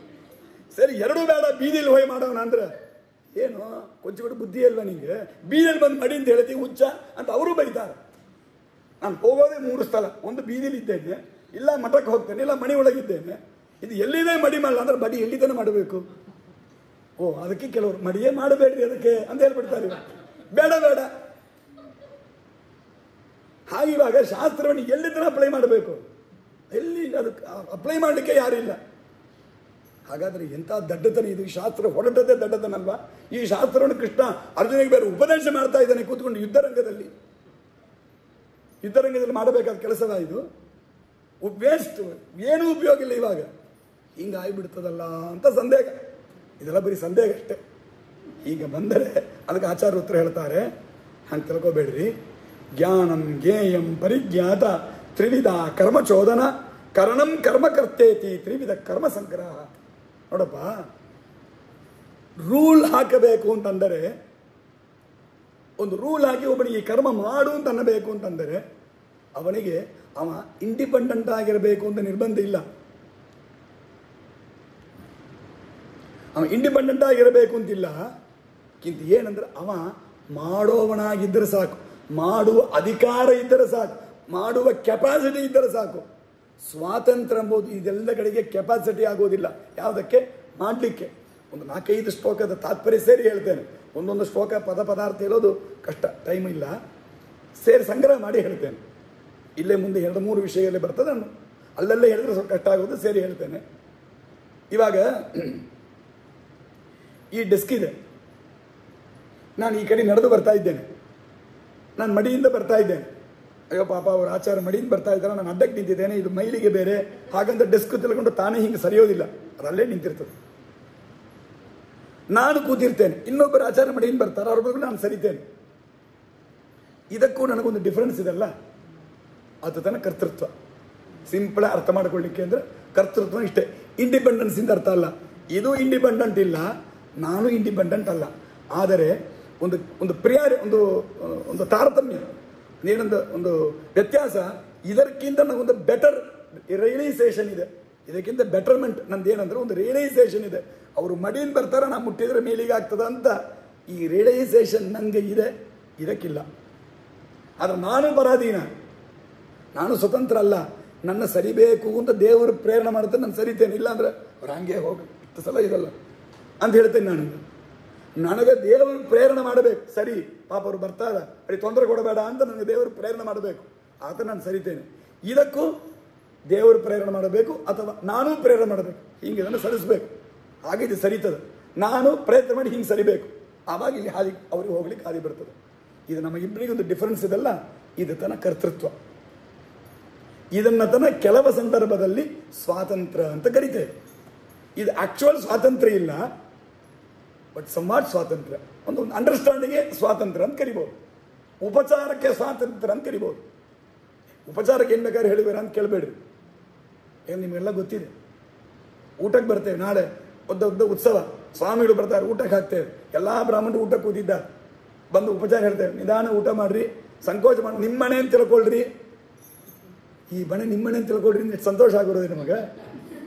ಅವ್ ನಿಮ್ಮನೆ ಅಂದ್ರೆ ಏನಾಗಾದ್ರೆ ನಾಳೆ ಡಾಕ್ಯುಮೆಂಟ್ ತಂದ್ಬಿಡ್ಲ, ನಿಮ್ಮನೆ ಅಂತ ತಿಳ್ಕೊಳ್ರಿ ಅಂತ ಹೇಳಿದಿರಲ್ಲ ಅಂದ್ರೆ ಉಪಚಾರಕ್ಕೆ ಹೇಳಿದಿರಿ. ಏನು ಉಪಚಾರ ಅಂದ್ರೆ ಏನರ್ಥ? ನಿಮ್ಮನೆ ಅಂತ ತಿಳ್ಕೊಳ್ರಿ ಅಂದ್ರೆ ಅರ್ಥ ಏನು ಐಡಿಯಾಲಿ ಹೇಳಿದ್ದಿ ನೀವು? ನಿಮ್ಮನೆಯಲ್ಲಿ ಸಂಕೋಚ ಮಾಡ್ಕೊಂಡು ಕಡಿಮೆ ಊಟ ಮಾಡ್ತೀರಾ? ಹಾಗೆಲ್ಲ ಇಲ್ಲ. ನಿಮ್ಮನೆ ಅಂತ ತಿಳ್ಕೊಂಡು ಸಂಕೋಚ ಇಲ್ಲ ಅಂತ ಊಟ ಮಾಡ್ರಿ. ಊಟ ಮಾಡೋ ವಿಷಯದಲ್ಲಿ ಸಂಕೋಚ ಮಾಡಿಕೊಳ್ಳಬೇಡ್ರಿ ಅಂತ ಅಲ್ಲಿಕ್ಕೆ ನಿಮ್ಮನೆ ಅಂತ ಹೇಳಿದ್ದಷ್ಟೇ. ಹಾಗಾದ್ರೆ ನಿಮ್ಮ ಮನೆ ಅಂತ ಹೇಳಿದ ವರ್ಡಿನ ಅರ್ಥ ಇದು ಸಂಕುಚಿತ, ಅದರ ಇದು ಕಮ್ಮಿ, ಅದರ ಉದ್ದೇಶ, ಅದರ ಇಂಟೆನ್ಷನ್ ಬೇರೆ. ನೀವು ಟೈಟಲ್ ಓನರ್ ಅಂತ ಅರ್ಥದಲ್ಲಲ್ಲ, ನೀವು ಚೆನ್ನಾಗಿ ಊಟ ಮಾಡ್ರಿ ಎಂಬ ಅಭಿಪ್ರಾಯದಲ್ಲಿ ಹೇಳಿದ್ದು. ಹಾಗೆ ಶಾಸ್ತ್ರಗಳಲ್ಲಿ ಕೆಲವೊಮ್ಮೆ ಜೀವನನ ಸ್ವತಂತ್ರ, ನೀನು ಸ್ವತಂತ್ರ ಏನು ಬೇಕಾದ್ರೂ ಮಾಡು. ಹಾಗಂದ್ರೆ ಏನರ್ಥ? ಸ್ವತಂತ್ರ ಅಂದರೆ ನೀನು ಯೋಚನೆ ಮಾಡಿ ಮಾಡಬಹುದು. ಆ ಯೋಚನೆ ಬುದ್ಧಿ ಕೊಟ್ಟದ್ದು ದೇವರು, ಪ್ರೇರಣೆ ಮಾಡೋದು ದೇವರು, ಅದೆಲ್ಲ ಸರಿ, ಅದನ್ನಿಲ್ಲ ಅಂತಿಲ್ಲ. ಆದರೆ ಇದಕ್ಕಿಲ್ಲಾದ ಒಂದು ಬುದ್ಧಿ ಯೋಚನೆ ನಂಗೆ ಇದೆ ಅಂತಾನೆ, ಇದಕ್ಕಿಲ್ಲಾದದ್ದು ನಂಗಿದೆ ಅನ್ನೋದಕ್ಕಾಗಿ ನನ್ನನ್ನು ಸ್ವತಂತ್ರ ಅಂತ ಕರೆದಿದ್ದಾರಷ್ಟೆ. ಹಾಗಾದರೆ ಇಲ್ಲಿ ಜೀವನ ವಿಷಯದಲ್ಲಿ ಸ್ವಾತಂತ್ರ್ಯ ಇಸ್ ಈಕ್ವಲ್ ಟು ಕರ್ತೃತ್ವ ಅಂತ ಅರ್ಥ ಅಷ್ಟೆ. ಏನೋ ಒಂದು ಚಿಕ್ಕ ಕೆಲಸ ಅದು ಅದಾಗಿ ಮಾಡಲಾದದನ್ನು ನಾನಾಗಿ ಒಂದು ಮಾಡ್ತೇನೆ ಅಂತ ಒಂದು ಫೀಲ್ ಮಾಡ್ತೇನಲ್ಲ, ಇದು ತನ ಕರ್ತೃತ್ವ, ಇಷ್ಟೇ ತನ ಸ್ವಾತಂತ್ರ್ಯ. ಸ್ವಾತಂತ್ರ್ಯಂಶ ಜಡಾಪೇಕ್ಷೆಯ ಶ್ರೀಮದಾಚಾರ್ಯ ಇಲ್ಲೇ ಭಾಷೆಯಲ್ಲಿ ಬರೀತಾರೆ. ಈ ಜಡಕ್ಕೆ ಕಂಪ್ಯಾರಿಟಿವ್ಲಿ ಜಡಕ್ಕಿಂತ ನನಗೇನೊಂದು ಆಕ್ಟಿವಿಟಿಯಲ್ಲಿ ಒಂದು ಇಂಡಿವಿಜುವಾಲಿಟಿ ಇದೆ, ಇಂಡಿಪೆಂಡೆನ್ಸಿ ಇಲ್ಲ, ಇಂಡಿವಿಜುವಾಲಿಟಿ ಇದೆ. ನನಗಾಗಿ ಏನೊಂದು ರಿಯಲೈಸೇಷನ್, ಒಂದು ಫೀಲಿಂಗ್ ಇದೆ, ನನಗಾಗಿ ಏನೊಂದು ನಾಲೆಡ್ಜ್ ಇದೆ, ಇದೆಲ್ಲ ತನ ಕರ್ತೃತ್ವ ಅಂತ ಅರ್ಥ. ಇದಕ್ಕೆ ತನ ಸ್ವಾತಂತ್ರ್ಯ ಅಂತ ಕೆಲವು ಸಂದರ್ಭದಲ್ಲಿ ಇದನ್ನು ಉಪಚಾರಕ್ಕೆ ಕರೀತಾರೆ. ಆಕ್ಚುಲಿ ಸ್ವಾತಂತ್ರ್ಯ ಇಲ್ಲ. India is independent country. Petrol ಎಲ್ಲಿಂದ ಬರ್ತದೆ, ಇನ್ನೇನೋ ಒಂದು ಪದಾರ್ಥ ಎಲ್ಲಿಂದ ಬರ್ತದೆ, ಇನ್ನೊಂದೆಲ್ಲ ಒಂದು ಎಲ್ಲಿಂದ ಬರ್ತದೆ, ಇನ್ನೊಂದೆಲ್ಲಿ ಎಲ್ಲ ಇನ್ನೊಂದು ಕಡೆಯಿಂದ ಬರ್ತದೆ. ಅದು ಇಂಡಿಯಾ ಇಸ್ ಇಂಡಿಪೆಂಡೆಂಟ್ ಕಂಟ್ರಿ ಅಂದ್ರೆ ಏನು? ಯಾರಿಂದ ಏನು ತಗೊಳ್ಬೇಕು ಅಂತ ನಾನು ಡಿಸೈಡ್ ಮಾಡ್ಕೊಳ್ತೇನೆ, ಅಷ್ಟಕ್ಕೆ ಇಂಡಿಪೆಂಡೆಂಟ್ ಅಷ್ಟೇ ಅಲ್ವಾ? ಪಾಲಿಸಿ ಮೇಕಿಂಗ್ ನಾನು ಇಂಡಿವಿಜುವಲ್, ನಿನ್ನ ಕೇಳಿ ನಾನು ಪಾಲಿಸಿ ಮಾಡ್ಕೊಳ್ಬೇಕಾಗಿಲ್ಲ ಅನ್ನೋದಕ್ಕೆ ನಾನು ಇಂಡಿಪೆಂಡೆಂಟ್. ಎಲ್ಲ ಕಡೆ ಲೋಕದಲ್ಲಿ ಇಷ್ಟೇ. ಇಂಡಿಪೆಂಡೆನ್ಸಿ, ಇಂಡಿಪೆಂಡೆಂಟ್ ಎಂಬ ಶಬ್ದವೇ ಅಂದರೆ ಸ್ವಾತಂತ್ರ್ಯ ಎಂಬುದೇ ದೇವರು ಒಬ್ಬರಲ್ಲಿ ತನ ನಿರವಧಿಕವಾಗಿ, ಅಂದರೆ ಅನ್ಕಂಡೀಷನಲ್ ಸ್ವಾತಂತ್ರ್ಯ ಎಂಬುದು ದೇವರೊಬ್ಬನಿಗೆ. ಇನ್ನು ಜಗತ್ತಲ್ಲಿ ಯಾರು, ಈವನ್ ಲಕ್ಷ್ಮಿಯನ್ನು ಶುರು ಮಾಡಿ ಯಾರಿಗೂ ಇಲ್ಲ. ಸೊ ಎಲ್ಲೆಲ್ಲಿ ಇಂಡಿಪೆಂಡೆಂಟ್ ಎಂಬ ಶಬ್ದ ದೇವರನ್ನು ಬಿಟ್ಟು ಬೇರೆ ಎಲ್ಲಿ ಹೇಳಿದ್ರು ಏನೋ ಒಂದು ಅದರಲ್ಲಿ ಒಂದು ಡಿಸ್ಕ್ಲೈಮರ್ ಬರೋದು. ಯಾವ ಡಿಸ್ಕ್ಲೈಮರ್ ಇಲ್ಲ ಹಂಗೆ ಸ್ವಾತಂತ್ರ್ಯವನ್ನು ಯಾರಿಗೂ ಹೇಳಲಿಕ್ಕಾಗಲ್ಲ. ಅದಕ್ಕೆ ನಿರವಧಿಕ, ಇದನ್ನು ಟೆಕ್ನಿಕಲ್ ಆಗಿ ಶಾಸ್ತ್ರೀಯವಾಗಿ ಹೇಳಬೇಕಂದ್ರೆ ನಿರವಧಿಕ ಸ್ವಾತಂತ್ರ್ಯ, ಅವದೇನೋ ಒಂದು ಬೌಂಡ್ರಿ, ಯಾವ ಬೌಂಡ್ರಿ ಕಟ್ಟುಕೋಪ ಯಾವುದಿಲ್ಲ ಹಂಗೆ ಅನ್ಲಿಮಿಟೆಡ್ ಸ್ವಾತಂತ್ರ್ಯ ಎಂಬುದು ದೇವರೊಬ್ಬನಿಗೆ. ಸ್ವೇಚ್ಛೆ ತನ್ನ ಮನಸ್ಸಿಗೆ ಬಂದಂಗೆ ಹ್ಯಾಂಗ್ ಬೇಕಾದ್ರೆ ನಡ್ಕೊಳ್ಳುವ ಸ್ವಾತಂತ್ರ್ಯ ದೇವರೊಬ್ಬನಿಗೆ. ಉಳಿದವರೆಲ್ಲರೂ ಕೂಡ ಪರಮಾತ್ಮನಿಂದ ಕೊಡಲ್ಪಟ್ಟ ಅಧಿಕಾರ ಪಡೆದಿದ್ದಾರೆ, ಒಂದು ದೊಡ್ಡ ಪವರ್ ಪಡೆದಿದ್ದಾರೆ. ಅದನ್ನು ಸ್ವಾತಂತ್ರ್ಯ ಅಂತ ಕೆಲವು ಸಮಯದಲ್ಲಿ ಕರೀತೇವೆ. ಪರಮಾತ್ಮ ಕೊಟ್ಟ ಒಂದು ಕರ್ತೃತ್ವವನ್ನು, ಅವನು ಕೊಟ್ಟ ಒಂದು ಕೆಲಸವನ್ನು ಮಾಡಿಕೊಂದು ಸಾಮರ್ಥ್ಯ, ಶಕ್ತಿ, ಅದನ್ನು ಸ್ವಾತಂತ್ರ್ಯ ಅಂತ ಕೆಲವು ಕಡೆಗೆ ಅಧಿಕಾರವನ್ನು, ಕೆಲವು ಕಡೆಗೆ ಶಕ್ತಿಯನ್ನು ನಾವು ಸ್ವಾತಂತ್ರ್ಯ ಅಂತ ಕರಿತೇವೆ ಹೊರತು ದೇವರನ್ನು ಬಿಟ್ಟು ಇನ್ಯಾರಿಗೂ ಸ್ವಾತಂತ್ರ್ಯ ಇಲ್ಲವೇ ಇಲ್ಲ. ಹಾಗಾದರೆ ಈಗ ಪ್ರಕೃತಿ ವಿಷಯಕ್ಕೆ ಬರೋಣ. ಹಾಗಾದರೆ ಶಾಸ್ತ್ರ ಇವಾಗ ಕರ್ತ ಅಂತ ಕರಿಬೇಕು, ಕರ್ತ ಅಂದರೆ ಸ್ವತಂತ್ರ ಆಗಬೇಕು ಅಂತ ನಾವೊಂದು ಸಿಸ್ಟಮ್ ನಿಯಮ ಮಾಡಿದ್ದೇವಲ್ಲ, ಅದಕ್ಕೇನು ಈ ಗತಿ ಅಂತ ಕೇಳಿದರೆ, ಸ್ವತಂತ್ರ ಕರ್ತ ಅಂತ ಹೇಳಿದ್ದು ಆ ಸ್ವಾತಂತ್ರ್ಯ ಎಂಬುದು ನಿರುಪಚರಿತವಾದ ನಿರವಧಿಕವಾದ ಒಂದು ಸ್ವಾತಂತ್ರ್ಯ. ಇದಲ್ಲ ವಾನಲಾವಿ ಅಧಿಕಾರ ಅಂತಾರಲ್ಲ, ಆ ಸ್ವಾತಂತ್ರ್ಯ ಬಗ್ಗೆ ಮಾತಾಡಿಲ್ಲ. ಯಾಕಂದ್ರೆ ಕರ್ತೃತ್ವಕ್ಕೆ ಅಷ್ಟು ತನಕ ಬೇಕಾಗಿಲ್ಲ. ಈಗ ಒಂದು ಟೂಲ್ ಬೇಕು, ಹೂ ಕೊಯ್ಕೊಂಡು ಬರಬೇಕು. ರೋಜಾ ಹೂ ಇದೆ, ಬರೀ ಮುಳ್ಳು ರೋಜಾ ಗಿಡ, ಒಳ್ಳೆ ವಸಂತ ಋತು, ಚೆನ್ನಾಗಿ ಹೂ ಬೆಳೆದಿದೆ. ಆ ಹೂವನ್ನು ತಗೊಂಡು ದೇವರ ಪೂಜೆ ನಾವು ರಾಮನವಮಿ ರಾಮದೇವರಿಗೆ ಅರ್ಚನೆ ಮಾಡೋದು ಹೂ ತರಬೇಕು, ಬರೀ ಮುಳ್ಳಿದೆ. ಮನೆಯಲ್ಲಿ ಹುಡುಗರು ಹೇಳ್ತಾರೆ ಮುಳ್ಳಿದೆ, ಮುಳ್ಳು ಚುಚ್ಚತ್ತೆ ಅಂತ. ಏನಿಲ್ಲ, ಏನಾದರೂ ಪದಾರ್ಥ ತೊಗೊಂಡು ಅದನ್ನು ಮುಳ್ಳನ್ನು ಕತ್ತರಿಸ್ಕೊಂಡು ಹೂವನ್ನು ಕತ್ತರಿಸ್ಕೊಂಡು ಬಾ ಅಂತ. ಸರಿಯಿಂದ ಅಮೆಝಾನ್ ಆರ್ಡರ್ ಹಾಕಿ ಇಷ್ಟು ದೊಡ್ಡ ಕತ್ರಿಗೋಳು ಆ ಹೂವನ್ನು ಕೊಯ್ಲಿಕ್ಕೆ ತಗೊಂಡು ಹೋಗೋದಿಲ್ಲ. ಯಾಕೆಂದರೆ ಇಷ್ಟು ಸಣ್ಣ ಗಿಡ ತೊಟ್ಟಿ ಒಳಗೆ ಇಟ್ಟಿದ್ದೇವೆ, ಇಷ್ಟು ಊಟ ಗಿಡ ಇದೆ, ಇಷ್ಟೇ ಸಣ್ಣ ಮುಳ್ಳು, ಅದನ್ನು ಕತ್ತರಿಸಲಿಕ್ಕೆ ಚಿಕ್ಕ ಕತ್ರಿಗಳು 5 ರೂಪಾಯಿ ಕೊಟ್ಟರೆ ಸಿಗ್ತದೆ ಅಂತ ಕತ್ತರಿಸ್ಕೊಂಡು ತಗೊಂಡು ಹೋಗ್ತೇವೆ, ಮುಗೀತಷ್ಟೇ. ಇದಕ್ಕೆ ದೊಡ್ಡ ಆಯುಧವನ್ನು ತಗೊಂಡು ಬರಲಿಕ್ಕೆ ಹೋಗೋದಿಲ್ಲ. ಆ ಥರ ಈ ಕೆಲಸವನ್ನು ಮಾಡಲಿಕ್ಕೆ ಕರ್ತೃತ್ವ ಇದ್ದರೆ ಸಾಕು, ನಿರವಧಿಕ ಸ್ವಾತಂತ್ರ್ಯ ಬೇಕಾಗಿಲ್ಲ. ಒಂದು ಕೆಲಸವನ್ನು ಮಾಡಲಿಕ್ಕೆ ಅದಕ್ಕೆ ನಿರವಧಿಕ ಸ್ವಾತಂತ್ರ್ಯ ದೇವರೊಬ್ಬರ ಹತ್ರ ಇದೆ. ಆದರೆ ಈ ಫೋನನ್ನು ಈ ಕಡೆ ತೆಗೆದಿಡ್ರಿ, 6 ಗಂಟೆ ಆಯಿತು ಮುಗಿಸ್ರಿ ಹಾಗಂತ ಅನ್ಲಿಕ್ಕೆ ನಿರವಧಿಕ ಸ್ವಾತಂತ್ರ್ಯ ನಾವು ಹ್ಯಾಂಗ್ರಿ ಹೇಳೋದು? ಸ್ವತಂತ್ರ ದೇವರು ಅವನೇ ಬಂದು ಹೇಳಿ ಕಾಯೋದು ಬೇಕಾಗಿಲ್ಲ. ಅಚ್ಚರ ಟೈಮ್ ಆಯ್ತು ಬೇಗ ಹೊರಡ್ರಿ ಅಂತ ಯಾರೋ ಬಾಟ್ ತೋರಿಸಿ ಹೇಳಿದ್ರೆ ಕೆಲಸ ಮುಗೀತು. ಇದಕ್ಕೆ ದೇವರು ಬಂದು ಅವತಾರ ಮಾಡಿ ಶಂಖಚಕ್ರ ಗದಾಮನೆ ಪ್ರಾದುರ್ಭೂತನಾಗೆಲ್ಲ ಬರಬೇಕಾಗಿಲ್ಲ, ಕಂಬದಿಂದ ಹೊರಗೆಲ್ಲ ಬರಬೇಕಾಗಿಲ್ಲ. ಸುಮ್ಮನೆ ಯಾರೋ ಅಕ್ಕಪಕ್ಕದ ಇದ್ದರೆ ಹೇಳಿದ್ರೆ ಸಾಕಾಗಲ್ಲ ಅದಕ್ಕೆ. ಇಲ್ಲ ಪಾಪ ಅವರು ತುಂಬ ದೊಡ್ಡ ಆಚಾರ, ಸ್ವಾಮಿ ಬೇಕಾದರು, ಅದಕ್ಕೆ ಇಲ್ಲಿಂದ ಸ್ವಾಮಿಗೆ ಫೋನ್ ಮಾಡಿ ಸ್ವಾಮಿ ಗೊತ್ತಾಗಿದೆ ಅವ್ರನ್ನ ಮುಗಿಸೋದೆ ನಾ ಹ್ಯಾಂಗ್ರಿ ಹೇಳೋದು, ನೀವು ಬೇಕಂದ್ರೆ ಹೇಳ್ರಿ ಅವ್ರಿಗೆ ಹೇಳಿ, ಅವ್ರು ಆಮೇಲೆ ಫೋನ್ ಟೈಮ್ ಮುಗಿದ್ರಿ ಮುಗಿಸಿರಿ ಅಂತ ಹೇಳಲಿಕ್ಕೆ ಇಟ್ಯಾಕೆ ಕಷ್ಟ ಹೇಳ್ರಿ. ಹಾಗೆ ಈ ಒಂದು ಸಣ್ಣ ಕಾರ್ಯವನ್ನು ಮಾಡಲಿಕ್ಕೆ ನಿರವಧಿಗೆ ಅನಂತ ಅನಂತ ಸ್ವಾತಂತ್ರ್ಯ ಗುಣಪೂರ್ಣ ಅಷ್ಟೆಲ್ಲ ಬೇಕಾಗಿಲ್ಲ. ಕ್ರಿಯಾ ಮಾಡಲಿಕ್ಕೆ ಕರ್ತೃತ್ವ ಇದ್ದರೆ ಸಾಕು. ಹಾಗಾದರೆ ಸ್ವತಂತ್ರ ಕರ್ತ ಅಂತನ್ನುವ ಡೆಫಿನೇಷನ್ ಎಕ್ಸ್ಪ್ಲನೇಷನ್ ಏನಂತಂದರೆ, ಯಾರಿಗೆ ಬುದ್ಧಿ ಇದ್ದು ದೇವರ ಪ್ರೇರಣಾನುಸಾರ ತಾವಾಗಿ ಇಂಡಿವಿಜುವಲ್ ಆಗಿ ಮಾಡಲಿಕ್ಕೆ, even though is not independent but individual ಆಗಿ ಮಾಡಲಿಕ್ಕೆ ಶಕ್ತಿ ಇದೆ ಅಂತಂದರೆ ಅವನ ಕರ್ತ. ಹಾಗಾದರೆ ಅಂಥವಳನ್ನು ನೋಡಿ ವೇದಗಳು ವಿಧಾನ ಮಾಡ್ತಾ ಇದೆ. ನಾವೆಲ್ಲ ಅಂಥ ಕರ್ತೃಗಳೇ, ದೇವರು ಕೊಟ್ಟ ಇಂಥ ಕರ್ತೃತ್ವ ಉಳ್ಳವರೇ ನಾವೆಲ್ಲ. ನಮ್ಮನ್ನು ನೋಡಿ ವೇದ ಹೇಳ್ತದೆ, ಸಂಧ್ಯಾವಂದನೆ ಮಾಡಪ್ಪ, ಪಲಾಂಡು ತಿನ್ಬೇಡ ಅಂದ್ರೆ ನಿಮ್ಮನ್ನು ನೋಡಿ ವೇದ ಹೇಳ್ತದೆ. ಅವ ವೇದ ಹೇಳಿದ ರೂಲು ಕರೆಕ್ಟು. ಯಾರೋ ಸಂಬಂಧ ಇಲ್ಲದಾದವ್ರನ್ನ ರೂಲ್ ಮಾಡಿಲ್ಲ. ನಮಗೆ ಕರ್ತೃತ್ವ ಇದೆ, ಸ್ವಾತಂತ್ರ್ಯ ಎಂದು ದೇವರಲ್ಲಿ ಮಾತ್ರ ಇದೆ. ನಮ್ಮನ್ನು ರೂಲ್ ಮಾಡ್ತದೆ. ಈಗ ಬೆನಿಫಿಷರಿ ಯಾರು? ಇದು ಒಳ್ಳೆಯದೋ ಕೆಟ್ಟದೋ ಬೆನಿಫಿಷರಿ ಯಾರು? ಕರ್ಮ ಮಾಡಿದವರು ಯಾರೋ ನಾವೇ. ಇದೆಲ್ಲ ಸರಿ ಹೋಗ್ಬಿಡ್ತದೆ. ಆದರೆ ಇದರ ಮೇಲೆ ಬೇರೆ ಒಂದು ಗೊಂದಲ. ಇಷ್ಟುವರೆಗೆ ಮಾಡಿದ ಆಕ್ಷೇಪ ಎಲ್ಲ ಮುಗಿದೋಯ್ತು. ಈಗ ನೆಕ್ಸ್ಟ್ ಬೇರೆ ಒಂದು ವಿಚಾರ ಏನಂತಂದ್ರೆ, ಇದರಿಂದ ಬರುವ ಕರ್ಮ ನನಗೆ ಬರ್ತದೆ, ನನಗೆ ಅಟ್ಯಾಚ್ ಆಗತ್ತೆ ಅಂತ, ನನ್ನ ಜೊತೆಗೆ ಅದು ಸೇರ್ತದೆ ಅಂತಂದರೆ, ನನ್ನನ್ನು ಬೈಂಡ್ ಮಾಡ್ತದೆ ಅಂತಂದರೆ ನನಗೆ ಮೋಕ್ಷವೇ ಇಲ್ಲ. ಯಾಕಂದ್ರೆ ನಾನು ಯಾವಾಗಲೇನಾಗಿರಬೇಕು, ಈ ಸಂಸಾರ ಚಕ್ರದಲ್ಲಿ ಮುಳುಗ್ತಾ ಇರಬೇಕು.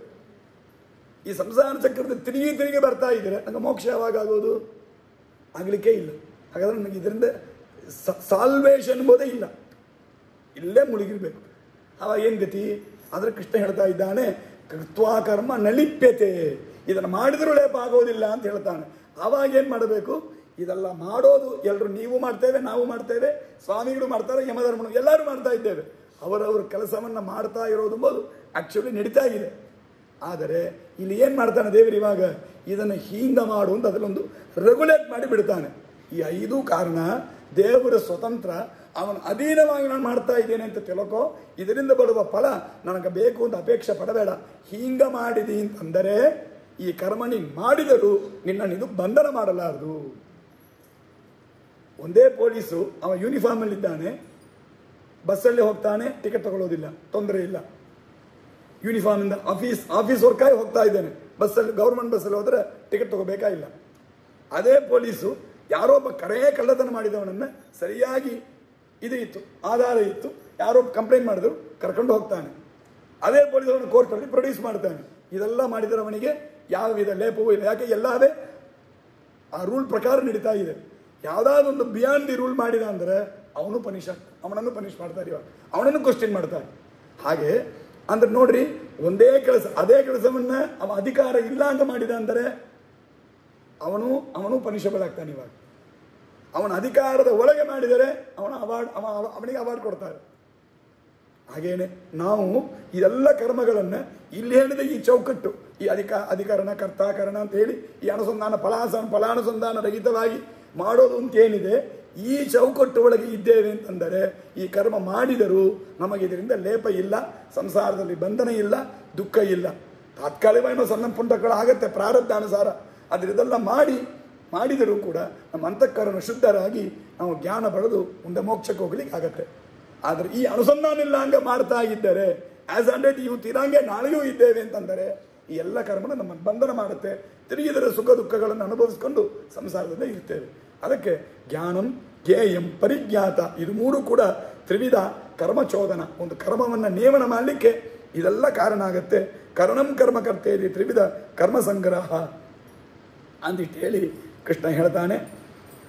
ಇದೆಲ್ಲ ಪ್ರಕಾರವಾಗಿ ನೀನು ಕರ್ಮಗಳ ನಿಯಮನ ಎಂಬುದಾಗ್ತಾ ಇದೆ ಅಂತ ತಿಳಿಸ್ತಾನೆ ಕೃಷ್ಣ.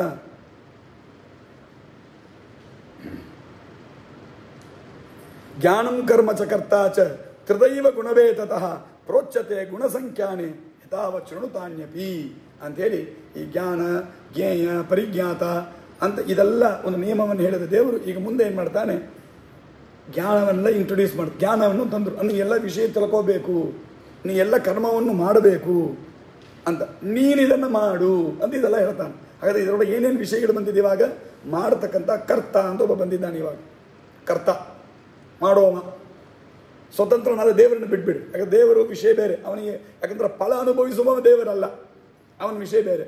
ಇನ್ನು ನಾನು ಇವತ್ತು ಮಾಡಿದ ಕ್ವಶನ್ ಒಂದು ಉಳಿದಿದೆ, ಅದನ್ನು ಆನ್ಸರ್ ನಾಳೆ ಹೇಳ್ತೇನೆ. ಅಂದರೆ ಎಲ್ಲವನ್ನೂ ಸ್ವತಂತ್ರನಾಗಿ ದೇವರು ಮಾಡ್ತಾನಲ್ಲ. ಇಂಜಿನಿಯರ್ ಇದ್ದಂಗೆ ದೇವರು ತನಗೇನೋ ಒಂದು ಪೋರ್ಷನ್ ತಗೊಳ್ತಾನ ಅಂತ ಒಂದು ಕ್ವಶನ್ ಇದೆ. As it is in answer ಮಾಡಿಲ್ಲ, ಆಮೇಲೆ ನಾನು ಅದಕ್ಕೆ ಉತ್ತರ ಹೇಳ್ತೇನೆ. ಇವಾಗ ಅವಾಗ ಕರ್ತ ಕೆಲಮ್ಮ ಮಾಡುವ ಅಂತ ಒಬ್ಬ ಇದ್ದಾನೆ, ಕರ್ಮ ಅಂತ ಒಂದಿದೆ, ಇದೆಲ್ಲ ಮಾಡ್ಲಿಕ್ಕೆ ಬೇಕಾದ ಬುದ್ಧಿ ಅಂತ ಒಂದಿದೆ, ಇದೆಲ್ಲ ವಿಷಯ ಇದೆ. ಹಾಗಾದ್ರೆ ಇದು ಎಷ್ಟು ವಿಧ ಇದೆ, ಇದು ಹಂಗಿದೆ? ಯಾಕಂದರೆ ಯಾವ್ಯಾವ ಥರ ನಮ್ಮ ಬುದ್ಧಿ ಇದೆಯೋ, ಯಾವ್ಯಾವ ಥರ ನಮ್ಮ ಕರ್ಮ ಇದೆಯೋ, ನಾವು ಯಾವ್ಯಾವ ಥರ ಇದ್ದೇವೋ ಅದಕ್ಕೆ ತಕ್ಕಂಗ ಫಲಗಳು ನಮಗೆ ಬರುತ್ತೆ. ಇದೆಲ್ಲದರ ಇಂಪ್ಯಾಕ್ಟ್ ಫಲದಲ್ಲಿ ಬರೋದು. ಒಂದು ಫಲ ಹ್ಯಾಂಗೆ ಬರುತ್ತೆ ಅಂದರೆ ಮೊದಲು ಮಾಡಿದವರು ಯಾರು ಅಂತ ನೋಡಬೇಕು. ಒಂದು ಆಪರೇಷನ್ ಅಂದರೆ ಯಾರು ಮಾಡ್ತಾರೆ ಅಂತ ಫಸ್ಟ್ ಡಾಕ್ಟ್ರ್ ಯಾರು? ಆ ಡಾಕ್ಟ್ರ್ ಒಳ್ಳೆ ಡಾಕ್ಟ್ರಪ್ಪ, ಚೆನ್ನಾಗಿ ಮಾಡ್ತಾರೆ ಅಂತಾರೆ. ಅವ ಫಸ್ಟ್ ಮಾಡೋರು ಯಾರು, ಏನು ಮಾಡ್ತಾರೆ, ಆಮೇಲೆ ಅವರು ಅದನ್ನು ತಿಳ್ಕೊಂಡಿದ್ದಾರೆ, ಆದರೆ ಏನು ಬೇಕಾಗಿದೆ, ಇದೆಲ್ಲ ಇಷ್ಟು ವಿಧ ಇದೆ. ಇದು ಸಾತ್ವಿಕ, ರಾಜಸ, ತಾಮಸ, ಜ್ಞಾನ, ಕರ್ಮ, ಕರ್ತ. ಇದು ಮೂರು ಕೂಡ ಒಂದೊಂದು ಸಾತ್ವಿಕ, ರಾಜಸ, ತಾಮಸ ಅಂತ ಮೂರು ವಿಧ ಇದೆ. ಯಾವ್ದು ಹಂಗಿದೆ ಮುಂದೆ ಅದನ್ನು ವಿವರಣೆ ಮಾಡ್ತಾರೆ. ಅದನ್ನು ನಾಳಿನ ದಿವಸ ಕೃಷ್ಣಾರ್ಪಣ ಮಸ್ತೇ. ಈಗ 1/4 ಬಂದಿದೆ.